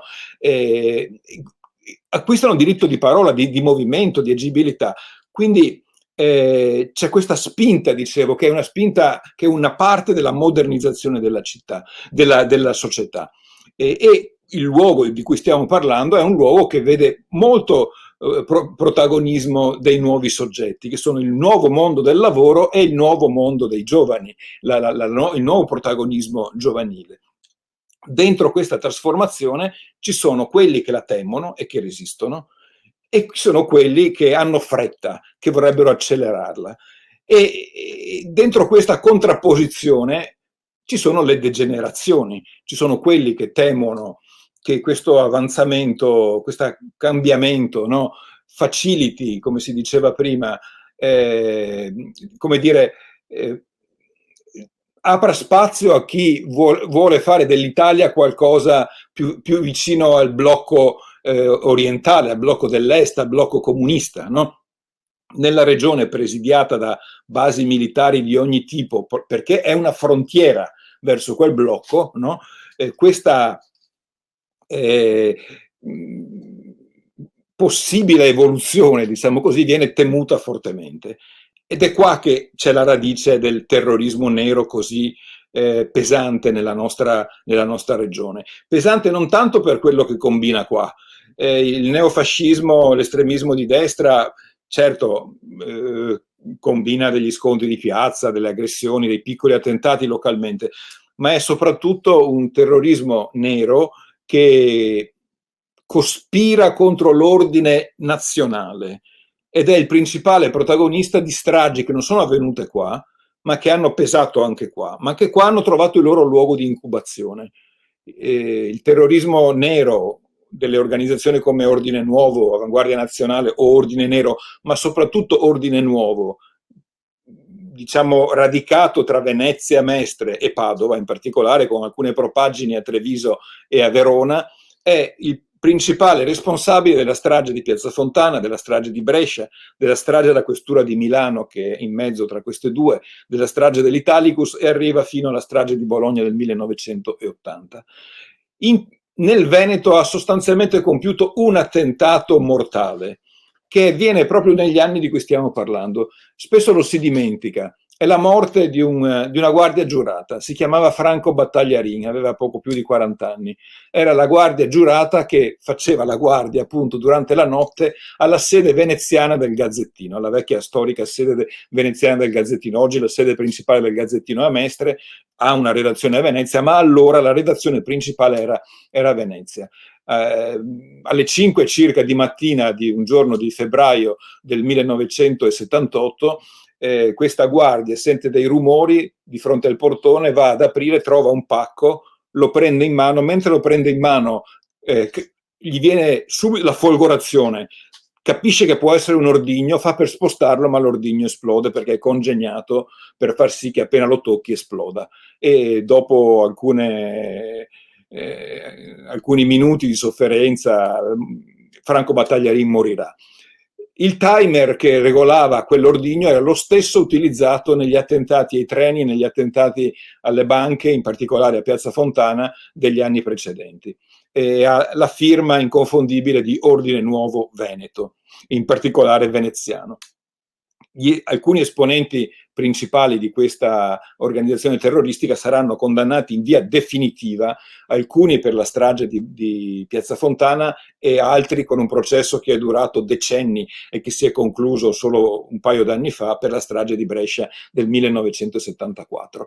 È quindi un'organizzazione efferata, ferocissima, come diceva prima il professor Panvini, che teorizzava l'uso della violenza indiscriminata. Io entro in una banca, vedo le persone che sono là, entro in una stazione, vedo le persone che stanno aspettando il treno, che stanno andando in vacanza, no? E vado in una piazza dove c'è una manifestazione sindacale come a Brescia, li guardo in faccia, depongo un ordigno, so che ne farà strazio, no? E questo è quello che io voglio, perché questo semina paura, orrore e semina la voglia di una soluzione autoritaria. Contavano su quelli che anche dentro lo Stato avevano questa idea, anche un colpo di Stato, anche una dittatura, ma non il rischio che cambi il regime politico del paese. Per fortuna dentro lo Stato moltissime persone, moltissimi militari, moltissimi poliziotti, carabinieri, uomini delle istituzioni non la pensavano così. Per fortuna ha prevalso dopo un duro scontro e non senza rischi di ritorno indietro, c'è un'altra impostazione, no? E quindi questi uomini del terrore nero, questi uomini che volevano riportare l'Italia a un regime autoritario, non hanno vinto. Però molti di questi uomini, dico uomini perché erano quasi tutti uomini nel senso di maschi proprio, no? Molti di costoro li abbiamo avuti qui intorno per molti anni. Tra l'altro sono rimasti coperti da omertà e da complicità, nascosti per moltissimi anni. La cellula veneziana e mestrina, che è la principale protagonista delle stragi nere in Italia, quantomeno quelle qui citate, resta ignota fino agli anni 90, quando indagini coraggiose e intelligenti di pubblici ministeri milanesi e anche veneti arrivano sulle tracce, la scoprono e a partire anche da una strage avvenuta nel Friuli a Peteano nel 72, quando un'autobomba colpisce e uccide dei carabinieri, no? Ed è un filo che porterà poi al filone principale di questa strategia stragista. Dall'altra parte noi abbiamo che questa spinta alla modernizzazione, le sue impazienze, le sue degenerazioni, viene interpretata appunto nei suoi punti estremi da un altro tipo di lotta armata, diciamo così. Una è quella delle bombe indiscriminate, l'altra vorrebbe essere più selettiva, pensa di colpire per accelerare il cambiamento persone diverse da quelle che colpivano i terroristi neri nelle stazioni, nelle piazze, eccetera, no? Pensa di colpire agenti dello Stato che vogliono distruggere, o figure del mondo del lavoro, no? Questo è particolarmente vero nella prima fase degli attentati. Nel Veneto ci sono due stagioni degli attentati. C'è una stagione di lotte che non c'entra niente con gli attentati, che sono gli scioperi, le mobilitazioni, che a volte possono anche finire in qualche scontro di piazza. A Marghera per 3 giorni all'inizio dell'agosto del 70 ci saranno operai che si scontreranno con la polizia. Sono ovviamente cose che sarebbe meglio non succedessero, ma sono chiaramente episodi di lotta sociale che magari sfuggono al controllo, ma sono quella cosa là. Dopodiché c'è una stagione che si apre di organizzazioni che a freddo decidono di colpire in nome dei lavoratori, per esempio, o in nome dei giovani disoccupati o dei giovani precari o degli studenti che vengono vissuti e descritti come una componente sfruttata, una componente senza futuro, no? di quegli anni, no? In nome loro si autoproclamano loro rappresentanti e invece che organizzare manifestazioni, assemblee, eccetera, eccetera, organizzano attentati, bombe Molotov contro certi luoghi. poi innalzano, diciamo, il livello dello scontro, come qualcuno diceva, e colpiscono anche persone, a volte degli insegnanti, a volte dei capi reparto nelle scuole, nelle fabbriche, a volte persone delle istituzioni, qualche volta giornalisti, qualche volta politici, evitando l'omicidio politico. È un modello di estremismo armato che per un po' è il modello prevalente nel Veneto. Vede la partecipazione di parecchie centinaia di persone e vede, come abbiamo sentito prima dai dati che ha riassunto il professor Pamini, centinaia e centinaia di attentati, piccoli o medi attentati. Ed è una realtà molto preoccupante, naturalmente, perché oltre a colpire a volte le persone, molto spesso le cose, si capisce che sta costruendo un'organizzazione armata che poi a un certo punto potrebbe anche andare oltre, no? Questa, e ci avviamo a concludere un po' questa ricostruzione storica, questa esperienza estremista armata a un certo punto incontra un limite. Il limite primo è quello di quelli che erano proprio gli interlocutori di questi estremismi. Per esempio, nel mondo del lavoro di Porto Marghera, questo estremismo, quando passa quel limite, cioè l'attacco alle persone e anche alle cose, resta molto isolato. Diventa un residuo, una parte marginale e molto sconfessata dal grosso del mondo del lavoro, che ha una grande organizzazione sindacale, una grande tradizione e anche politica, che reagisce e li isola sostanzialmente. Ma poi viene colpita anche dalla reazione dello Stato, dalla legge, e viene disarticolata sostanzialmente, grosso modo, verso la fine degli anni 70. In quel momento le Brigate Rosse, cioè la principale organizzazione terroristica italiana, che nel Veneto non aveva mai avuto spazio, diciamo così, pensa che nella sconfitta di quel tipo di estremismo armato, diverso dal terrorismo delle Brigate Rosse, che stavano invece esprimendosi altrove e che avevano alle spalle nel 1978 il più grande delitto politico italiano, cioè il sequestro e l'uccisione, dopo aver ucciso la sua scorta, di Aldo Moro, il leader della Democrazia Cristiana, cioè il partito perno del sistema politico, che tra l'altro in quel momento stava cercando di gestire un difficile equilibrio politico, dialogando, sia pure con una certa, ovviamente, reciproca diffidenza, col principale partito dell'opposizione, che era il Partito Comunista, che era il principale interprete elettorale di questa spinta al cambiamento, che però riguardava anche tutte le altre forze politiche, ma che incontrava varie resistenze. Dentro una crisi economica e sociale che si era aggravata negli anni 70, nell'inizio degli anni 70 c'è la crisi del petrolio che fa alzare il prezzo delle materie prime, in particolare dell'energia, e quindi colpisce le economie dei paesi occidentali, le spinge in una stagnazione che crea una disoccupazione, che crea un blocco dello sviluppo. Quindi ci sono anche ragioni di sofferenza sociale ed economica globali, non solo locali, e questo si ribalta nella vita delle persone, si ribalta anche negli equilibri politici dei vari paesi, compresa l'Italia, no? E in quella contingenza storica che il terrorismo crede di avere spazio. Se lo prende anche in un certo senso, perché non viene capito all'inizio, no? E quindi coglie l'occasione. Nel Veneto questo spazio viene dapprima coperto dall'estremismo armato diffuso, diciamo, ma poi quando questo non sfonda, perché viene rigettato dal movimento operaio, da gran parte dei giovani, eccetera, e quando viene colpito a sua volta dalla reazione ovviamente della legge, no, le Brigate Rosse arrivano anche nel Veneto. Si dislocano alcuni loro uomini e donne, in questo caso anche, e fanno il salto di qualità, colpiscono. Chi colpiscono?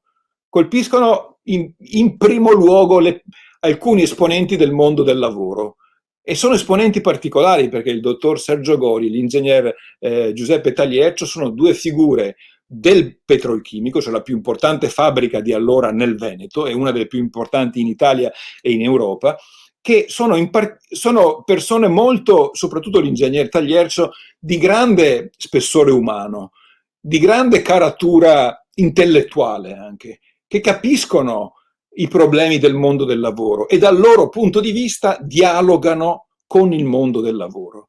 colpire loro non significa colpire, come scrivevano nei loro orribili comunicati le Brigate Rosse, i servi del regime capitalistico. Significava colpire figure intelligenti che gestivano con senso di umanità e con intelligenza della necessità di evolvere nelle relazioni col mondo del lavoro e anche nell'organizzazione della fabbrica più in generale. E quindi significa dire: guardate che voi lavoratori non dovete dialogare con nessuno, le persone con cui state lavorando insieme, sia pure a volte scioperando, facendo le cose che ci stanno nelle relazioni sindacali, diciamo, no? Non dovete, perché questi sono il nemico. Quando uccidono l'ingegner Taliercio, dopo 47 giorni di spietato sequestro, a Mestre ci sarà la più grande manifestazione di tutti i tempi, politica e sindacale. Certamente per solidarietà umana, certamente ispirata dalla figura luminosa di quest'uomo straordinario, ma anche per la consapevolezza politica che in questa città c'era, che a Porto Marghera nel mondo del lavoro c'era, nel mondo studentesco e giovanile c'era, che quello era il nemico, non la vittima del sequestro, che l'idea terroristica era il nemico e che bisognava dire: noi non siamo con loro, anche se loro dicono di parlare in nome nostro. Non parlate in nome nostro, dice la più grande manifestazione di sempre tenutasi a Mestre. Ma un'altra manifestazione importante c'era stata prima, nell'80, quando uccidono appunto il vice direttore Gori, a maggio, quando uccidono il vicequestore albanese che sta indagando sul delitto Gori, no? E naturalmente nell'81, a luglio, quando dopo il lungo sequestro uccidono l'ingegner Taliercio. Quindi questa città è un epicentro della lotta contro il terrorismo e anche dell'iniziativa terroristica, che viene sconfitta qui come altrove, in primo luogo dalla ripulsa che la società locale e italiana nel suo insieme oppone alla deriva terroristica, oltre che dalle indagini delle forze dell'ordine e della magistratura che non cedono, insomma, né alla paura ovviamente, ma neanche alla confusione. Fanno luce e neanche nel mondo intellettuale, nel giornalismo, che inchieste importanti in quegli anni per capire le radici di questo fenomeno, non per giustificarlo, ma per spiegare quello che sta tentando di fare. Sta tentando di lucrare sulla volontà, per esempio, di avere fabbriche che impattano meno sull'ambiente. No? Porto Marghera è un polo industriale che, non per responsabilità di chi ci sta lavorando in quel momento a livelli dirigenziali, ma per una storia che c'è stata e per gli orientamenti generali delle grandi proprietà multinazionali di cui sono, insomma, no? Ha un impatto fortissimo. E certo, nel mondo del lavoro e nella città c'è un'istanza di pulizia, di bonifica dell'ambiente, no? Oppure dentro il mondo del lavoro ci sono istanze legate a rivendicazioni salariali o di modalità del lavoro, come nel mondo giovanile e studentesco ci sono istanze di cambiamento, di rinnovamento della città, si vogliono spazi per i giovani, spazi, insomma, un mondo nuovo che le persone in parte sognano, in parte provano a costruire nella loro quotidianità, magari senza sapere, tornando all'inizio del nostro discorso e concludendolo, che stanno vivendo una pagina di storia, no? Che è bella e brutta insieme, come sempre la storia, no? Ed è questo mondo che reagisce contro la proposta terrorista, contro l'orrore e la spietatezza del terrorismo, sia quello indiscriminato neofascista, che ha complicità gravi anche nei corpi più retrivi dello Stato e che su di essi conta, ma che si scontra contro i servitori autentici dello Stato e che reagiscono e difendono la democrazia insieme ai lavoratori, insieme ai giovani più consapevoli, e contro l'estremismo diffuso, diciamo così, prima e poi organizzato nella forma militare anche più tragicamente efficiente, soprattutto delle Brigate Rosse, ma non è l'unica organizzazione, è la principale, insomma le altre principali sono la prima linea, oppure i NAP, Nuclei Armati Proletari, ma è evidente che l'organizzazione che segna la storia dell'Italia e del Veneto e di questa città da cui vi parlo e di cui ho ricostruito nel contesto generale la storia di quegli anni in particolare, sono le Brigate Rosse, la formazione più tragicamente importante, diciamo così, del terrorismo rosso italiano. Questa è la storia. È qualcosa che ogni tanto ci raggiunge, no? Come le notizie di questi giorni dalla Francia ci ricordano che c'erano dei conti in sospeso, non regolati. Sono i conti della giustizia, ma sono anche i conti della storia.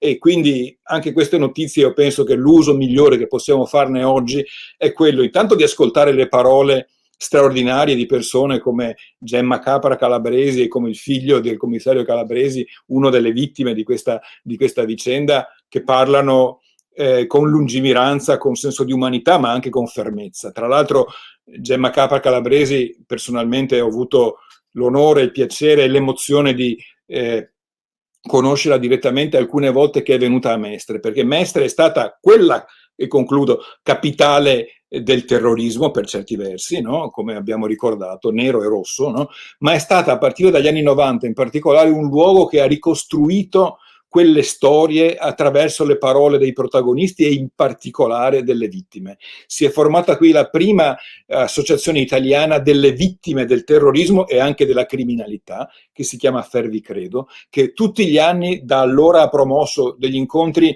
di straordinaria intensità in cui vittime a lungo dimenticate, che non avevano mai parlato di questa storia, si sono raccontate, si sono conosciute, hanno proposto l'istituzione di una giornata, il Memory Day, antiterrorismo e anticriminalità organizzata, che dopo qualche anno è stata istituita finalmente, hanno proposto una legge per il risarcimento alle vittime del terrorismo e della criminalità organizzata, hanno dato il giusto riconoscimento a coloro che una volta sofferto nella propria carne o patito nel proprio cuore perché colpiti negli affetti più cari avevano perso familiari, persone molto, molto vicine, erano stati da soli, hanno trovato un nuovo spazio. La storia è la storia delle loro sofferenze. La storia di questo paese, di questa città, è la storia di questi crimini, ma è in particolare la storia della volontà di cambiare le cose in meglio, rifiutando queste derive e guardando al meglio che è nelle nostre mani di poter fare. Lo faremo tanto meglio, appunto, quanto più conosceremo le vicende da cui veniamo, vicine o lontane che siano, o in quella misura intermedia che, come diceva giustamente prima la dottoressa Palumbo, a volte ci imbarazza, che non è né abbastanza lontano né abbastanza vicino, ma è con noi ed è questo che dobbiamo assumere fino in fondo come compito a scuola, nel senso del compito scolastico a volte, ma come compito come persone. E questa è la cosa più importante fra tutti e credo che in questo risieda anche il senso di incontri come il nostro di oggi. Grazie. Ecco, grazie infinite, dottor Bettin. Allora, ricordo ai colleghi, ai docenti che hanno il link per fare le domande, se le fanno così le possiamo un po' raccogliere. Ne faremo prima al dottor Bettin e poi al dottor Pambini e poi si alterneranno. Per quanto riguarda le slide, sappiamo che c'è stato un problema di visualizzazione, per cui non preoccupatevi perché metteremo a disposizione dei docenti una cartella con i materiali che sono stati utilizzati durante questa lezione. Adesso passo la parola al dottor Carrer che vi presenterà una serie di immagini, dopodiché faremo la pausa che vi avevo annunciato, la seconda pausa, e inizieremo l'ultima sezione di questa lezione proprio con le parole di Laura Taliercio. Allora la parola adesso al dottor Livio Carrer. Grazie mille. Sì, io introduco ancora alcuni elementi storici su questi anni 70 e introdurrei la testimonianza che c'è in M9 all'interno della principale installazione dedicata a questi anni del terrorismo. È un'installazione sempre multimediale, adesso la vedrete, in cui riproduciamo la testimonianza di Adelaide Aglietta. Chi è Adelaide Aglietta? È stata una delle giudici popolari del primo processo alle Brigate Rosse, che si svolse a Torino nella primavera del 1978 ad alcuni di quei leader che lo Stato era riusciti a scovare, tra cui Renato Curcio, una delle principali figure di questo movimento terrorista, ed è un processo molto complicato, molto travagliato. Si svolse tra l'altro nella parte fondamentale durante i giorni del sequestro e poi dell'uccisione di Aldo Moro, che abbiamo più volte richiamato questa mattina, ma soprattutto è importante ricordarlo perché è un processo che fu difficilissimo da istruire da un punto di vista giudiziario, proprio perché non si riuscivano a trovare i giurati popolari che venivano selezionati dallo Stato, rifiutavano con certificati medici che venivano mandati con cause, come dire, più psicologiche che non fisiche, di impedimento fisico, ma si portavano come ragioni per non partecipare a questo processo ragioni di depressione o altri impedimenti psicologici. Quindi fu una stagione molto complicata e capite che anche sulla popolazione si ripercuoteva anche in queste modalità, per cui a Torino, per esempio, appunto, non si riuscì per lungo tempo a istituire il processo. Le Brigate Rosse gambizzavano per esempio gli avvocati difensori che lo Stato trovava per questi terroristi, che rifiutavano anche tutto il processo naturalmente, ma anche la difesa d'ufficio che lo Stato come principio liberale garantisce a tutti, come sapete. Fu ucciso il presidente in quei giorni dell'Ordine degli Avvocati Torinesi, Fulvio Croce, che si era battuto in prima persona affinché anche tra gli avvocati non ci fossero defezioni per difendere, come dire, la parte negativa, ma per garantire quel giusto processo che in un principio liberal democratico bisognava comunque garantire. Quindi capite come il ruolo di Adelaide Aglietta, di cui adesso vi faccio sentire alcune parole prese dai suoi diari, è molto importante, perché fu lei a parlare del coraggio della paura, il senso quindi di uno Stato che anche non solo nei servitori, come dire, delle forze dell'ordine, dei magistrati, ma anche nella popolazione civile che viene chiamata a un ruolo ufficiale, poi decide di partecipare e in coscienza, come dirà lei, giudicare questi terroristi. È un brevissimo video, non vi voglio sempre come al solito rubare molto tempo. Eccoci qua. Questa è una delle installazioni, vi dicevo, di M9. Siamo il 4 marzo del 78. La figura che adesso compare a video è naturalmente un'attrice. Tra l'altro Maria Adelaide Aglietta è al centro anche di una fiction che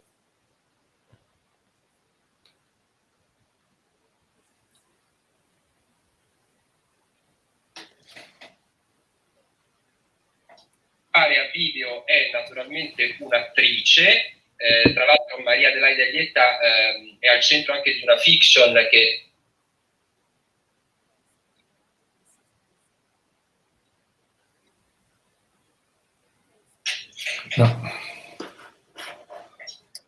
video è naturalmente un'attrice. Tra l'altro Maria Adelaide Aglietta è al centro anche di una fiction che per noi e per me la vita è sacra, a cominciare da quella degli altri, così come lo sono la libertà e la giustizia. Ho radicato in me il dovere costituzionale e morale di presumere la non colpevolezza degli imputati, di contribuire ad assicurare loro la piena possibilità di difesa, di ricercare processualmente la verità e in coscienza di giudicare. Mi sia consentito di rivolgere a tutti un appello contro la paura, contro la violenza, contro la rassegnazione a vivere la violenza assassina, sia essa quella del potere o di chiunque altro. Rifiuto di ritenere in pericolo la mia vita o quella di altri per il solo fatto che si compia un dovere di coscienza.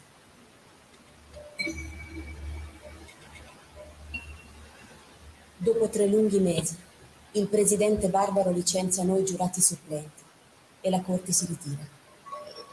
Recupero finalmente la mia libertà. Esco per l'ultima volta dalla caserma La Marmora. Sono pronta a riprendere la mia attività politica, ma più stanca. Alla lettura della sentenza, alcuni giurati appaiono segnati da un pianto trattenuto. I loro volti tirati denunciano quanto faticosa e contraddittoria sia stata l'ultima fase di questa lunga e logorante esperienza. Ecco, rientriamo in studio, spero si sia sentito, era partito un po' basso, perdonatemi. Io mi fermo qui, avete capito che in M9 quindi questi temi anche nelle nostre installazioni sono molto approfonditi, tra l'altro questi approfondimenti sulla stagione del terrorismo continueranno, perché sempre insieme al Centro Studi Storici Mestre e a Federmanager abbiamo costruito un palinsesto di iniziative, quindi potrete continuare a seguirci il 9 maggio, il 20 maggio e ancora il 10 giugno. Parleremo di questi temi con molti ospiti italiani e parleremo quindi più in dettaglio ancora della memoria del terrorismo con altri parenti delle vittime. Parleremo degli aspetti processuali qui introdotti dal primo processo all'EBR con l'ex procuratore Nordio e l'avvocato Beppe Sarti, che difese come difensore d'ufficio in un processo veneziano una brigatista. Ci sarà Adriano Favaro, ex capocronista del Gazzettino, che ha recentemente scritto un libro sulle cronache degli anni di piombo, e con lui approfondiremo proprio appunto gli aspetti legati al contesto veneto. E invece il 9 maggio, la prossimo appuntamento nella giornata rituale per le vittime del terrorismo, parleremo con Miguel Gottor e Franco Benigno del terrorismo inteso anche più di lungo periodo, come le categorie con cui siamo soliti considerare i terroristi e il terrorismo in una prospettiva storica. Ecco, allora ringrazio il dottor Carrel. Passeremo ora alla dottoressa Laura Tagliercio. Come sanno i colleghi di storia, la storia appunto è fatta anche di documenti e di testimoni. Oggi abbiamo con noi un testimone importante, la dottoressa Laura Tagliercio. La ringraziamo anche per il complesso impatto emotivo che c'è nell'affrontare questa lezione. Laura è la figlia di Cesare Tagliercio, uno dei 5 figli dell'ingegner Tagliercio assassinato. Nata nel 1993, laureata in lettere, ha conosciuto il nonno, purtroppo, solo dai racconti del padre e degli zii. La sua comunicazione si intitola "Mio nonno non è una palestra", alludendo al fatto, lo dico soprattutto per gli studenti che non sono di Venezia e di Mestre, al fatto che il palazzetto dello sport di Venezia, Mestre, si chiama appunto Tagliercio, è il palazzetto in cui normalmente gioca la squadra di basket, la Reyer, la squadra di basket di Venezia. Ecco, se è pronta passo la parola a Laura Tagliercio, nipote di Giuseppe Tagliercio. Buongiorno a tutti e mi scuso innanzitutto perché non so se sarò all'altezza dei relatori che mi hanno preceduto e quindi probabilmente butterò l'occhio un po' su quanto ho scritto per questo incontro. E volevo partire col spiegare appunto il titolo del mio intervento. Il 9 maggio di qualche anno fa, in un incontro appunto al Teatro Toniolo di Mestre sulla giornata in ricordo per le vittime del terrorismo, sono salita sul palco e ho detto appunto questa frase: mio nonno non è solo una palestra. Al tempo avevo 17 anni, quindi la vostra età, e avevo una visione piuttosto categorica della vita in generale e mi sembrava che il ricordo di mio nonno si limitasse a il nome su un palazzetto sportivo e che non venisse dato spazio a quello che gli era successo e a chi fosse stato mio nonno. Col senno di poi, quindi adesso, credo che sia un bene che abbiano intitolato quel palazzetto a mio nonno, perché il Tagliercio, come viene chiamato qui a Mestre, è un luogo cardine della vita sportiva, è un centro di aggregazione per la mia città.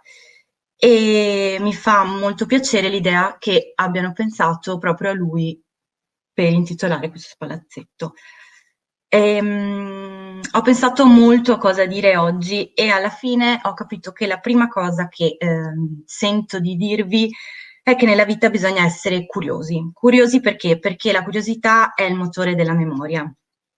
E quando una comunità viene sconvolta da avvenimenti tragici come quelli degli anni '80, la memoria è fondamentale per le vittime, fondamentale per le famiglie delle vittime, ma fondamentale proprio per il futuro della società, perché appunto penso che sia attraverso la coscienza e la conoscenza di ciò che è avvenuto che si può evitare che fatti e crimini come quelli che sono capitati negli anni '80 e anche prima possano essere commessi di nuovo.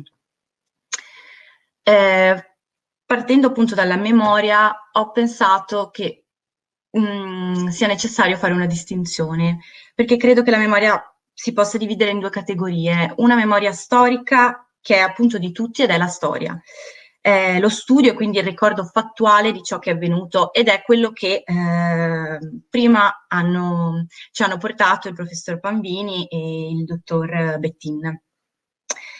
E poi c'è la memoria personale, la memoria quindi che riguarda il singolo, l'individuo, e in questo caso specifico è il motivo per cui io sono qui oggi, perché appunto la persona che per voi è stata il direttore del petrolchimico di Marghera ed è stata rapita e in seguito uccisa dalle Brigate Rosse il 5 luglio del 1981 era mio nonno.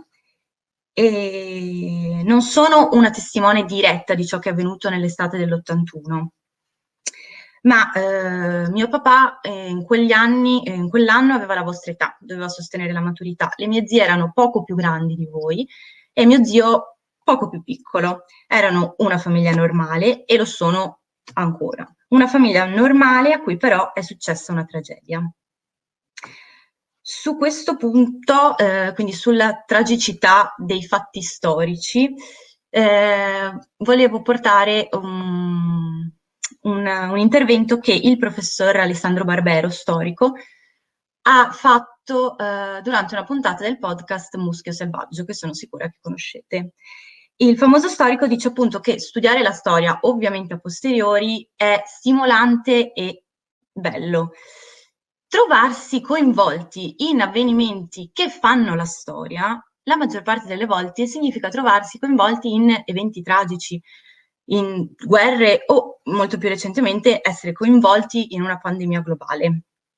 E quindi mi sento di concordare con il professore Alessandro Barbero sul fatto della tragicità del fare la storia. Posso quindi dire che mio nonno è storia e lo è diventato appunto come la maggior parte dei protagonisti suo malgrado. Nel pensare a cosa dirvi durante questo incontro, ho cercato di ricordare la prima volta che ho incontrato mio nonno nei racconti di mio papà, cercando quindi di dare un punto di inizio cronologico alla mia storia con lui. E mio papà mi ha raccontato la vicenda a cena, una sera qualunque. E so per certo che deve aver fatto un racconto puntuale e articolato dei fatti che sono avvenuti. Io ero molto piccola, credo di essere stata alle elementari, e le uniche parole che ricordo sono il nonno è stato ucciso da una pistola. Non mi sembrava possibile che fatti del genere potessero accadere innanzitutto alla mia famiglia, ma soprattutto anche nella mia città. E credo di aver capito storicamente, quindi con una coscienza maggiore, ciò che è successo alla mia città, a mio nonno, al dottor Gori e ad Alfredo Albanese,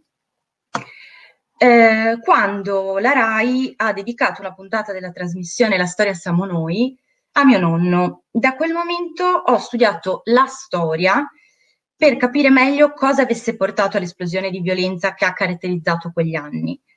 Questa storia però era un po' diversa perché mi vedeva coinvolta, se non in prima persona, quantomeno indirettamente. E quindi il mio approccio alla conoscenza è risultato diverso da quello a cui ero abituata nella mia carriera di studentessa. Mi ha colpito molto il ricordo che è rimasto di mio nonno non solo in famiglia, ma anche nelle persone che hanno lavorato con lui. Recentemente ho letto una memoria del signor Giovanni Battista Favilli, coordinatore in Montedison dal 73. Cosa vuol dire coordinatore? Fondamentalmente il rapporto che aveva prima col dottor Gori e poi con mio nonno, questo signore, era il loro autista. Ha fatto appunto l'autista prima Gori e poi mio nonno, e descrive la figura di mio nonno come una persona di altissimo livello civile e morale, pronto ad aiutare tutti senza tentennamenti. Ed è appunto questo che mi fa molto piacere, il ricordo disinteressato di chi lo conosceva al di fuori della famiglia. Durante le elementari poi, abitando a Mestre, ho fatto una gita scolastica agli stabilimenti della Montedison, e anche in quell'occasione ho incontrato un signore di cui purtroppo non ricordo il nome, ma che aveva lavorato in Montedison durante gli anni in cui mio nonno era direttore, e me ne aveva parlato con un tale sentimento e affetto che, nonostante appunto io non ricordi il nome di questo signore, ricordo però molto vividamente la sensazione di orgoglio che mi aveva fatto provare nell'essere nipote di mio nonno. La prova poi della persona che è stata mio nonno credo di averla avuta definitivamente leggendo le trascrizioni di quello che veniva definito il processo proletario a cui sottoponevano le Brigate Rosse le persone che sequestravano. Lo accusavano, come ben sapete, di essere responsabile di un delitto sociale come le morti sul lavoro o l'inquinamento, di essere servo delle multinazionali, di un regime imperialista. E come ogni estremismo che abbiamo incontrato nella storia, anche i brigatisti hanno piegato un ideale, in questo caso un pensiero politico, e vi si sono nascosti dietro per commettere quelli che tutti noi chiamiamo crimini. Durante questo processo proletario, alle domande che venivano poste a mio nonno, rispondeva come se stesse parlando con delle persone al suo livello, e quindi con dei suoi colleghi, persone che quindi potevano capire e comprendere ciò di cui si occupava il petrolchimico, quindi sia questione di chimica ma anche questione di organizzazione del personale, e anche quindi in una situazione di prigionia ha cercato un confronto alla pari con persone che innanzitutto non potevano sostenere un confronto alla pari su questi temi, ma non si erano poste loro alla pari per affrontare questo discorso, utilizzando appunto la violenza. Grazie poi alla lettura dell'articolo di Marco Patucchi e Raffaella Cortese è risultato ancora più significativo questo divario. E mi ha profondamente colpito un passaggio in cui durante la sua prigionia si rivolgeva ai suoi aguzzini dando sempre del lei, e questo lo trovo molto significativo per la persona che è stato mio nonno. Il ricordo che è arrivato a me di Pino, perché così lo chiamava mia nonna affettuosamente, è che è stato un uomo con una grande etica del lavoro e una profonda fede, che lo hanno sempre accompagnato nella sua vita. Quello che il mio intento di oggi è cercare di farvi conoscere mio nonno, nonostante nemmeno io non lo abbia conosciuto, e questo rende la mia impresa piuttosto difficile. Cercherò quindi di raccontare alcuni aneddoti che mi sono rimasti più impressi appunto sulla figura di mio nonno. Primo fra tutti c'è il suo fare il volontario alla San Vincenzo. La San Vincenzo è un'associazione che si occupa di aiutare le persone meno fortunate. Di questo suo volontariato la mia famiglia non era a conoscenza, e ne è venuta a conoscenza solo dopo la sua morte. Ho voluto nominare la San Vincenzo perché è un'associazione che negli anni ha sempre dimostrato tatto e affetto nel ricordo di mio nonno, intitolandone la serie di Marghera e organizzando ogni 5 luglio una commemorazione molto sentita. E per questo ritengo doveroso ringraziare il signor Serafino. Una domanda che mi ha accompagnato nel ricordare la tragedia che ha vissuto la mia famiglia è stata la seguente. Mio nonno sapeva, prima del sequestro, cosa sarebbe potuto succedergli ricoprendo la posizione di direttore del petrolchimico? E a questa domanda credo la risposta che mi sono data è sì. Credo che negli ultimi mesi di vita, dopo le terribili morti di Sergio Gori e Alfredo Albanese, avesse intuito il rischio, e penso che i suoi sequestratori lo avessero condannato ancora prima di rapirlo, condannato alla solitudine e alla paura.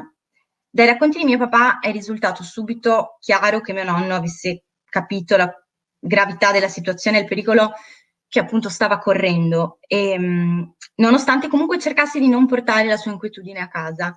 E quando il 20 maggio 4 brigatisti si sono presentati a casa dei miei nonni vestiti da finanzieri, mio nonno aveva capito cosa stava succedendo prima ancora che i brigatisti si annunciassero effettivamente. Ed è per questo motivo, assolutamente privo di qualsiasi fondamento storico, ma è un mio pensiero personale, che credo che le azioni dei brigatisti si chiamano atti di terrorismo perché, oltre ai crimini di cui si sono macchiati, creavano attorno ad essi una cortina di angoscia e inquietudine che condannava le vittime, le famiglie e la comunità intera ben prima del momento in cui poi si sono andati a generare i crimini di cui si sono macchiati. Per concludere questo mio breve intervento, vi invito quindi alla curiosità e alla sete di conoscenza, non necessariamente accademica. Vi invito al dialogo e a non cadere vittima di pensieri troppo categorici e assolutistici.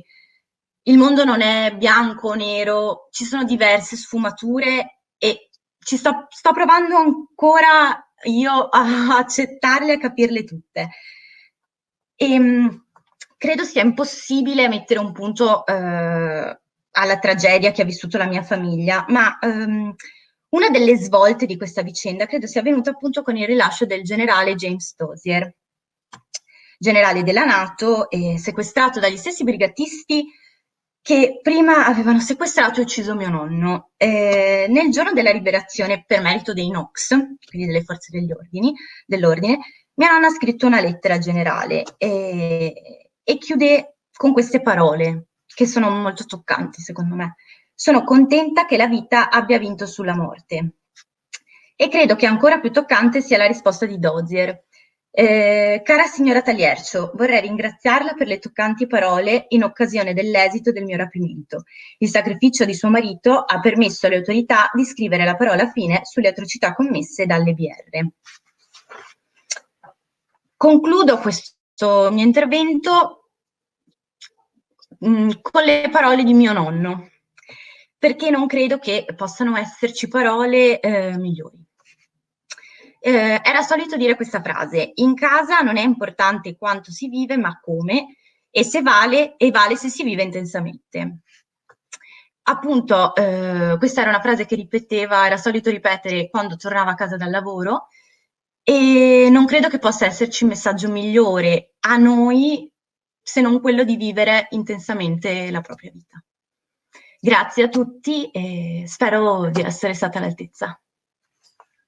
Io credo di interpretare lo spirito dei nostri studenti e studentesse tributando un applauso alla dottoressa Taliercio, a Laura Taliercio, e aprendo la sezione delle domande proprio con questa riflessione che faccio al dottor Bettin e al professor Pambini.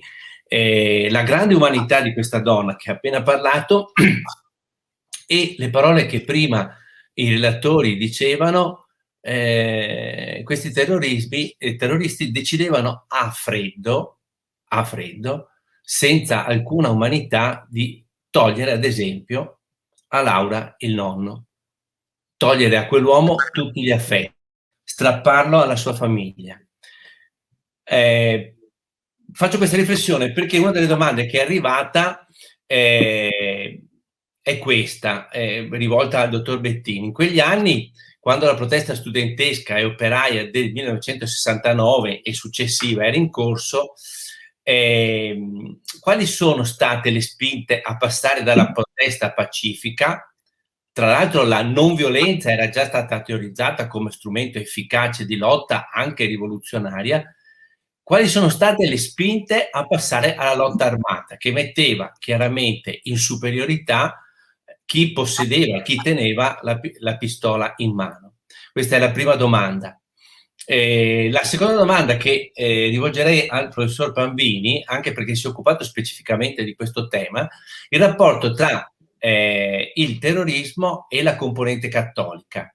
Nell'album di famiglia delle BR c'è anche la componente cattolica, dicono gli studenti. Quanta forza ha qui nel cattolicissimo veneto le Brigate Rosse? Come mai proprio tra i brigatisti ci sono alcuni cattolici? E dall'altra parte tra quasi tutte le vittime delle Brigate Rosse sono dei cattolici. Ultima domanda che propongo in questa prima sezione è quella legata direttamente a questa, un approfondimento sulla colonna veneta Anna Maria Ludman, che si sviluppa a Mestre, Marghera, ma poi ha basi a Padova, e perché si estende un po' in tutto il Veneto. Quali sono le condizioni che favoriscono la nascita di questa colonna che in realtà doveva essere stata smantellata a fine degli anni 1974, invece è ripresa con molta forza proprio in Veneto? Ecco, spero, adesso metto anche nella chat queste 3 domande per i relatori. Dottor Bettin, prego. Sì, grazie. Se ragioniamo dal punto di vista oggettivo, fenomenologico, possiamo, adesso ci provo anch'io, trovare qualche spiegazione, qualche motivazione, quantomeno quelle dichiarate dai protagonisti, no? Però è importante premettere e poi anche tornare a concludere che non c'è nessuna motivazione, non c'era nessuna motivazione apprezzabile alla lotta armata, agli attentati di quell'epoca. C'erano motivazioni per gli scioperi, per le manifestazioni, a volte poteva capitare che degenerassero momentaneamente, ho parlato anche prima di qualche scontro di piazza, cose che sono successe e sono sempre successe nei movimenti in generale di ogni tipo, no? Che vanno ascritte alle dinamiche sociali spesso disordinate, insomma, in certi momenti. Ma il salto di qualità che contempla passare all'attacco fisico alle cose e soprattutto alle persone, e tanto più all'omicidio politico o alla strage, no, questo non ha nessuna motivazione. Sono atti di guerra compiuti in tempo di pace, insomma, sono atti di guerra a volte insopportabili anche durante le guerre, ma in un momento in cui non c'è nessuna guerra, ci sono al massimo dei conflitti sociali, appunto, che vanno disciplinati dentro le regole della partecipazione democratica, eccetera, non hanno nessuna motivazione. E quindi è bene sottolinearlo, ci sono nelle democrazie tutti gli spazi per rappresentare le proprie idee, sostenere le proprie proposte, le proprie critiche, le proprie proteste, appunto, no? Anche la propria rabbia a volte, in maniera compatibile col rispetto della vita degli altri, col rispetto della convivenza, no? E questo è anche una delle lezioni che viene da quegli anni. Ed è qualcosa che dobbiamo sempre sottolineare. Prima ricordavo come ci fosse un orrore specifico nello stragismo, no? Io sto aspettando un treno, io sono in attesa in coda allo sportello di una banca, sto partecipando a una pacifica manifestazione sindacale, sto viaggiando in un treno e scoppia una bomba messa da qualcuno che è entrato, che mi ha guardato insieme agli altri potenziali colpiti, no? E non sa niente di me e decide che io devo morire per i suoi disegni politici. È un orrore specifico, ma guardate che c'è un orrore anche in quello che sembra meno impressionante perché colpisce, fra virgolette, solo magari una persona, no? Perché brigatisti in particolare, che hanno ucciso per esempio Sergio Gori e Alfredo Albanese, poi vengo anche alla vicenda più specifica di Giuseppe Taliercio, no? Hanno fatto delle inchieste su quelle persone, sapevano come vivevano, conoscevano la loro famiglia. Quando hanno ucciso il commissario Alfredo Albanese, il dottor Alfredo Albanese, sapevano che la moglie, la signora, stava aspettando un figlio che sarebbe nato di lì a poco e che è nato dopo che è stato ucciso il padre e che quindi non lo ha mai conosciuto. E che è una persona straordinaria anche lui, come abbiamo sentito dalle parole essere Laura Taliercio. L'inchiesta li portava dentro le vite di queste persone e ciò nonostante le uccidevano. Nel rapporto intenso che si è sviluppato nella dinamica sequestratore-sequestrato con Giuseppe Taliercio c'era questa conoscenza ancora più accentuata. Avevano fatto l'inchiesta, conoscevano la sua famiglia, sapevano chi era e poi lo hanno conosciuto di persona e hanno avuto il barbaro, spietato coraggio di uccidere una persona che avevano capito ancora meglio quale straordinaria persona fosse, che portava addirittura rispetto a loro che pure erano i suoi carnefici, e lo sapeva. Padre Luigi Ruffato, una straordinaria figura di frate mestrino che adesso sta a Padova nella Basilica del Santo e che ha scritto un testo teatrale molto bello proprio sulla vicenda Taliercio, ha detto che quei brigatisti che poi si sono pentiti sono stati sconfitti dalla luminosità dell'esempio della persona che avevano sequestrato. E io penso sia vero. È vero che li ha sconfitti lo Stato, è vero che hanno trovato e cercato la loro convenienza nel pentimento, ma è vero che poi l'onda lunga che li ha toccati dentro li ha portati a cambiare vita quasi tutti. E soprattutto quell'esempio ha portato tutti noi a capire meglio questa storia e a sapere che anche nei momenti bui ci sono persone che, anche se la storia, come ha detto prima la giovane donna Taliercio molto intelligentemente, citando una vicenda che ci rende tutti di fronte alla storia inermi, no? A volte è meglio vivere in momenti non interessanti, in momenti noiosi, perché ci salviamo meglio la vita, no? Però quando siamo chiamati alla prova, mettere in campo quella grandezza d'animo che una persona come l'ingegner Taliercio ha avuto è qualcosa che resta per tutti, per tutta la nostra città, per tutta la nostra società. Ecco, se vuole intervenire adesso il professor Pambini sulle altre due domande. Sì, buongiorno, volentieri. Sono stato molto colpito anch'io dall'intervento della giovane Taliercio, insomma, ha detto cose molto importanti, ecco, su cui dobbiamo tutti quanti riflettere, insomma, è un po' più di una testimonianza, ecco, direi che è andata dritta al cuore poi del problema attorno a cui stiamo ragionando da questa mattina.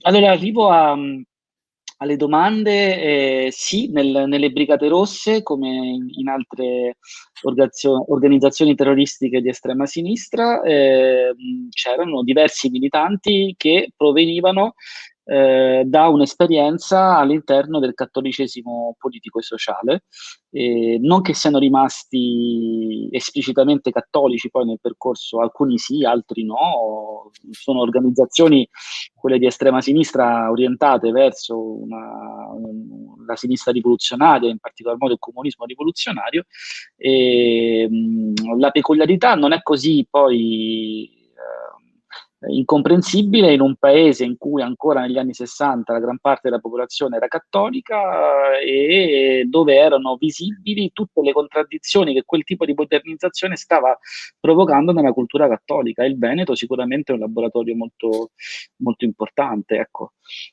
è una cultura che entra in crisi di fronte a un processo di industrializzazione che priva del tutto i punti di riferimento che il mondo cattolico aveva avuto fino a quel momento, in un contesto, badate bene, che è quello degli anni 60, è stato accennato prima dal professor Bertin, dove un veneto, Papa Giovanni XXIII, aveva avviato un processo di ripensamento della cristianità in un contesto globale, e dove i cattolici, il cattolicesimo aveva smesso di identificarsi con l'Europa bianca e cristiana, ma era diventato un fenomeno globale, e dal mondo, in un mondo in subbuglio, pensiamo all'America Latina, ai paesi del Nord Africa, i cattolici spesso erano una componente fondamentale dei processi di rivoluzionari, di crisi che stavano incrinando l'equilibrio della guerra fredda.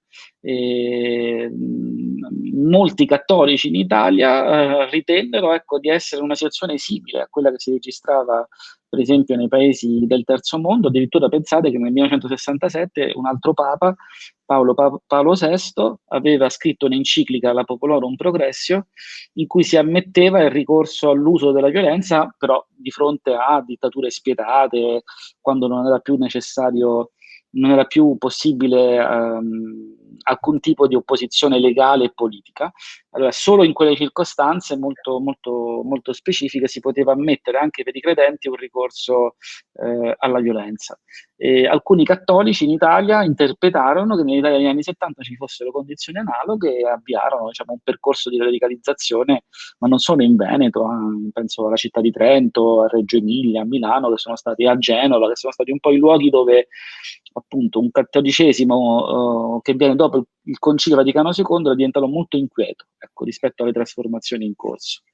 E rispetto invece alla colonna veneta di Anna Maria Ludman, badate bene, Anna Maria Ludman è uno di quei militanti delle Brigate Rosse che era ancora una cattolica praticante quando fu poi uccisa nel 1980 a Genova, nel 1979 a Genova, e attecchisce a Marghera e a Mestre sull'ultimo scorcio degli anni 70, l'aveva detto prima con efficacia il collega Bettini, in un momento in cui l'impatto della radicalizzazione dei movimenti studenteschi, di fronte anche al confronto durissimo che c'è con le forze dell'ordine, con i partiti della sinistra, aveva reso più disponibile, diciamo, un'opzione ancora più estrema, una parte consistente dei movimenti giovanili, e le Brigate Rosse intravidero nel Veneto la possibilità di rilanciare da un punto di vista soprattutto militare la loro lotta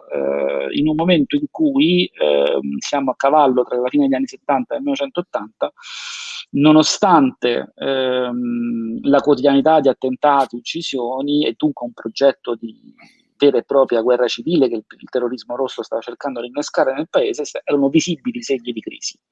E dunque il Veneto poteva appariva in quella circostanza un serbatoio non soltanto di reclutamento di militanti, ma di aggravamento della crisi per tentare di rilanciare quel progetto rivoluzionario che invece altrove stava incominciando a registrare le prime grandi sconfitte. Ecco, allora io credo se possiamo fare velocemente ancora due domande, una al professor Pambini, che è questa, è una domanda relativa alla legge del 1980 sul pentitismo. Secondo lei lo Stato ha vinto una battaglia contro il terrorismo con questa legge? Avrebbe potuto fare di più anche nel Veneto? Avrebbe potuto di fare di più per le vittime, chiedono i ragazzi. Ecco, se riesce a essere velocissimo in pochi minuti, volevo poi dare lo spazio a una domanda al professor Bettin e un'altra domanda a cui spero possa rispondere la dottoressa Laura, perché i ragazzi hanno fatto molte domande su di lei. Bene, allora sarò telegrafico. L'Italia è stata un paese occidentale che ha affrontato un'emergenza terroristica senza pari e che ha messo in campo degli strumenti dal punto di vista legislativo che sono stati estremamente efficaci nel disinnescare il terrorismo. Ci sono una serie di leggi che partono a partire dagli anni '80 che favoriscono la collaborazione, quindi con grandi sconti di pena, dunque offrendo la possibilità a molti appartenenti dei gruppi armati di collaborare e di dare un contributo fondamentale poi alle indagini in cambio di, insomma, di sconti di pena, che non voleva dire poi la soluzione. Certo, sono leggi che all'epoca erano state molto contrastate, che tutt'oggi sono comunque oggetto di dibattito, ma che sono apparse l'alternativa migliore di una gestione emergenziale e militare del terrorismo, che avrebbe probabilmente in quel caso innescato un ulteriore processo di radicalizzazione. Dunque la legislazione che mise in campo l'Italia in quegli anni è tutt'oggi studiata da altri paesi, per esempio gli Stati Uniti e la Francia, che ha avuto a che fare con fenomeni di terrorismo in tempi, diciamo, recentissimi, e che erano privi di questo tipo di approccio e che hanno sperimentato che in realtà la radicalizzazione poi degli stessi strumenti repressivi dello Stato può avere un effetto ancora più deleterio. Allora, mille grazie. Il dottor Bettin chiedeva un completamento sulla colonna Ludman, ma anche aggiungerei a Bettin un'altra domanda che è stata rivolta dai ragazzi. Cosa illudeva questi terroristi di avere la presunzione di agire e parlare a nome del popolo? Era solo a scopo difensivo e giustificazione, o credevano veramente di fare il bene comune? Volevo aggiungere una cosa sulla colonna Ludman, ma ci introduce anche a questa seconda domanda. In realtà è una colonna totalmente importata, non nasce qua e trova qui anche pochissimi aderenti. Credo che complessivamente non saranno andati al di là della ventina o poco più tra militanti che sono arrivati qua, delle Brigate Rosse, e complici che hanno trovato qua. In città, a Porto Marghera, ci sono state altre forme di estremismo, anche molto duro a volte, ma non di questo tipo, non terroristiche. E proprio per la storia che ho riassunto prima, una forte sindacalizzazione, una forte politicizzazione, una tradizione quindi di partecipazione civica molto matura, diciamo così, e questo ha impedito che quello che è successo altrove, un'area di complicità molto più vasta, aiutasse nella loro trista missione questi brigatisti arrivati da fuori, perché le Brigate Rosse, dopo alcuni tentativi all'inizio degli anni 70, in realtà spariscono, non ci sono, arrivano appunto all'inizio del 1980, verso la fine del 79, e colpiscono nel modo che abbiamo qui ricordato. Ed è un segnale importante, perché il loro obiettivo era quello di conquistare una complicità molto vasta, mentre il terrorismo nero fa le stragi per provocare nella loro testa un colpo di Stato, no? I brigatisti hanno bisogno della partecipazione popolare, perché se no la loro guerra civile non va da nessuna parte. Si convincono che sia possibile, questa è la seconda domanda, un po' perché sono dei mitomani, nel senso che pensano di avere l'ideologia che guida la storia, no? Questa è una deformazione che molto spesso le ideologie forti hanno, no? E loro si rifanno a una tradizione forte, no? Importante, quella comunista, quella marxista, o anzi nel loro caso marxista-leninista, che è ovviamente un aspetto del pensiero politico e ideologico importante nella storia, ma che ha avuto degli interpreti sciagurati, no? Molti di questi, e purtroppo forse perfino troppi, pensano che questa è un'ideologia che gli dà le chiavi della storia e spiegano a tutto il resto del mondo come si va avanti nella storia. Quindi questa specie di mitomania, di automitologizzazione che si favorisce il processo di autoattribuzione delle cose da fare, no? E quindi loro pensano di essere l'avanguardia della storia. C'è questa deformazione culturale ideologica che è dentro nella testa di di molti dei militanti che fanno scelte estreme, non solo dei terroristi, anche persone che magari non diventano terroriste, ma certamente in quasi tutti i terroristi. Poi ci sono motivazioni specifiche, molti temevano che appunto quel colpo di Stato che volevano i fascisti, diciamo così, il terrorismo, l'estremismo di destra o alcune componenti degli apparati dello Stato fosse davvero alle porte. E quindi si preparavano per la nuova resistenza, no? Sottovalutando la capacità dello Stato democratico di liberarsi di queste tossine, no? Che aveva anche al proprio interno, e quindi rinunciando alla lotta politica democratica in favore di una scelta estrema. C'erano tante motivazioni, oppure c'era una rabbia non coltivata che trovava nel linguaggio sovversivo di sinistra, ma a volte anche nell'estremismo di destra, le parole per esprimersi, e poi purtroppo anche i percorsi organizzati che portavano molto spesso a queste derive. E quindi tanto più è matura una città, una società, tanto più riesce a resistere a queste deviazioni a volte distruttive. L'Italia era più preparata da alcune parti, meno in altre, e quindi ha sofferto per molti anni, come diceva adesso il professor Plandini, una esperienza terroristica che non ha paragoni altrove. In Europa nessun paese è stato così a lungo, ha subito così a lungo l'iniziativa terroristica sia di destra che di sinistra.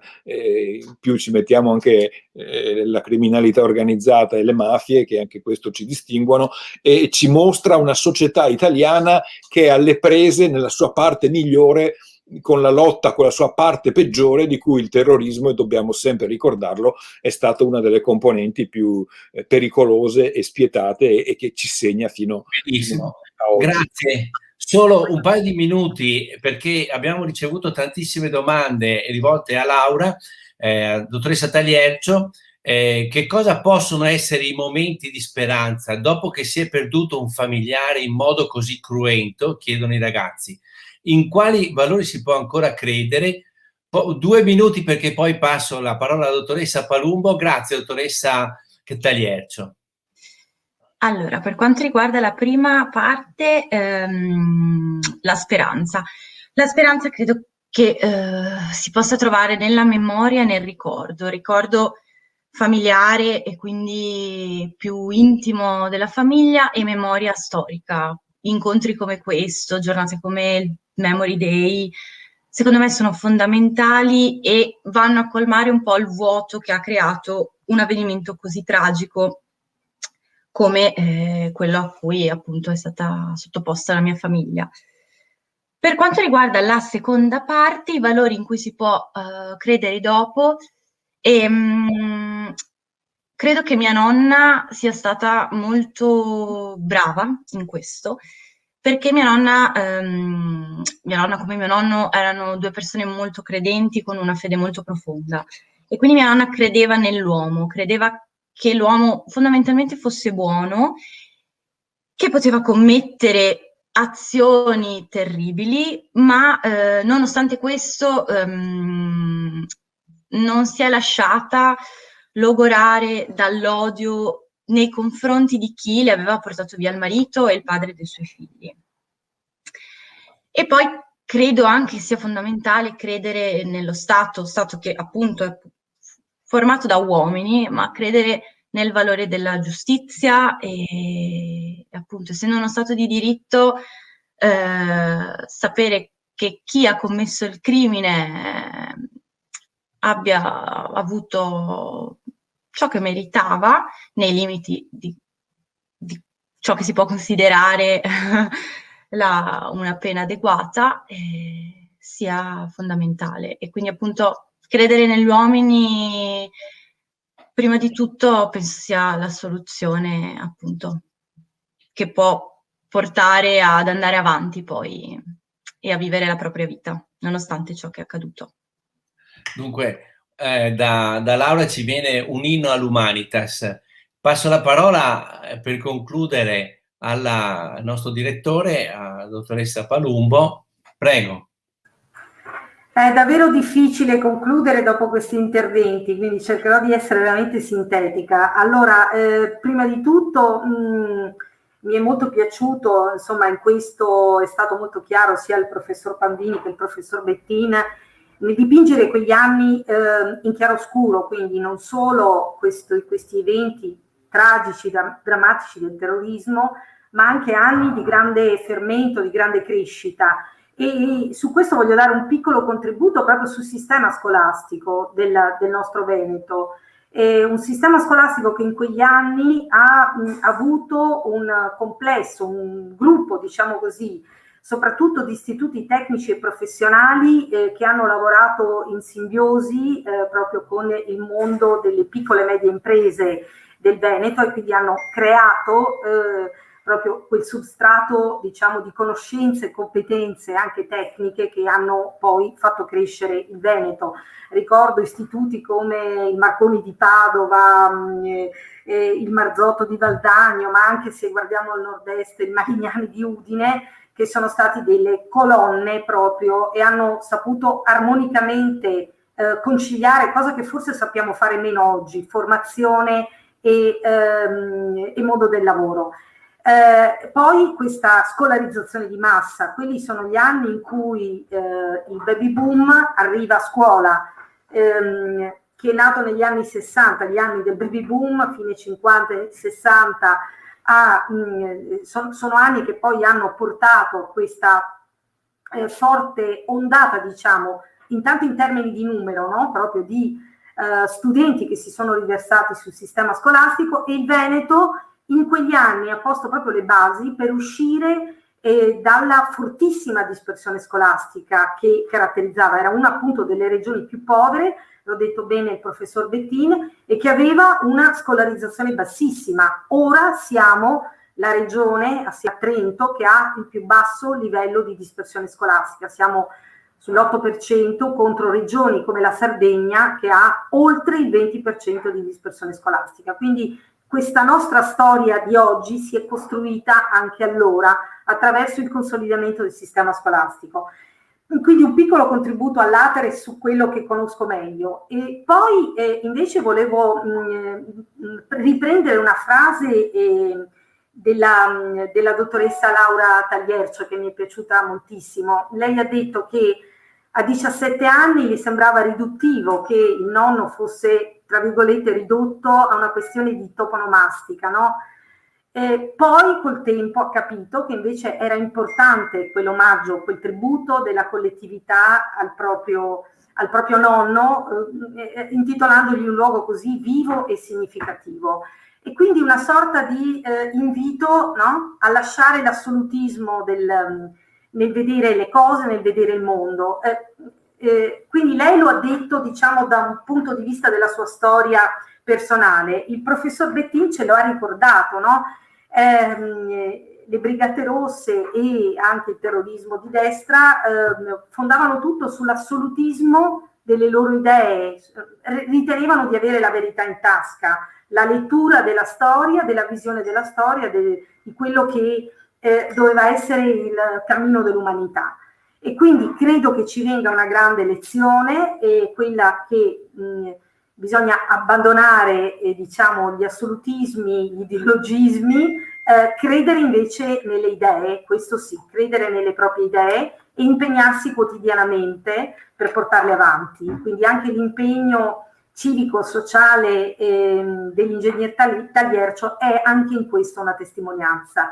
Io mi fermo qui ringraziando veramente il mio gruppo di docenti di storia e cultura veneta, perché hanno veramente saputo trattare con intelligenza un tema, diciamo un compito che gli era stato affidato, senza banalizzarlo, senza diciamo rinchiuderlo in un regionalismo di basso livello, ma dando a questa storia del Veneto un significato nel contesto della storia nazionale. Quindi li ringrazio per l'intelligenza con cui hanno impostato questo lavoro e ovviamente ringrazio il Centro di Studi Storici di Mestre e l'M9 e mi raccomando ulteriormente andatelo a visitare perché ne vale davvero la pena. Bene, se la dottoressa Donà vuole dire qualcosa, se no io passo alle conclusioni tecniche, diciamo così. No, passi pure alle conclusioni, perché ha già allora, detto... Perfetto, allora a nome di tutti, credo, a nome del Centro Studi di Mestre, a nome del M9, ringrazio tutti gli studenti e i docenti che hanno partecipato in un periodo così delicato. Non dimentichiamo che sono gli studenti che stanno per fare l'esame di Stato. Ovviamente gli facciamo un grande in bocca al lupo a tutti questi studenti. I docenti e i dirigenti scolastici sono riusciti, anche grazie a cambi di ore e sostituzione, a ritagliare uno spazio per la storia contemporanea. Questo gruppo di docenti che ha partecipato sarà coinvolto in iniziative ulteriori sulla storia contemporanea. Ringrazio ovviamente lo staff di M9, a partire dal dottor Carrer, il gruppo di Area 10 Storia e Cultura del Veneto, in particolare Romina Vinci, Renato Mansi, Clara De Antoni e Nicoletta Dallago. Ringrazio il professor Stevanato, che non solo ha suggerito l'idea ma l'ha anche portata avanti tenacemente. Infine devo ringraziare, e questo lo faccio veramente di cuore, la dottoressa Laura Donà per il contributo. È stata determinante per arrivare a mettere insieme tutti questi soggetti, avendo in mente l'interesse appunto della scuola veneta. A tutti i docenti dico anche che metteremo a disposizione la registrazione, credo che sia andata a buon fine, metteremo a disposizione i materiali relativi all'incontro. Mi scuso se non siamo riusciti a rispondere a tutte le domande, le passerò ai relatori dei futuri incontri organizzati a M9, che potranno essere occasioni per dare ulteriori risposte. Il tema è molto ampio e quindi questo è solo sicuramente un inizio di valorizzazione della storia contemporanea del Veneto. Saluto tutti, credo, se non c'è altro da dire, io veramente chiudo e rimando le scuole al loro lavoro. Grazie, arrivederci a tutti.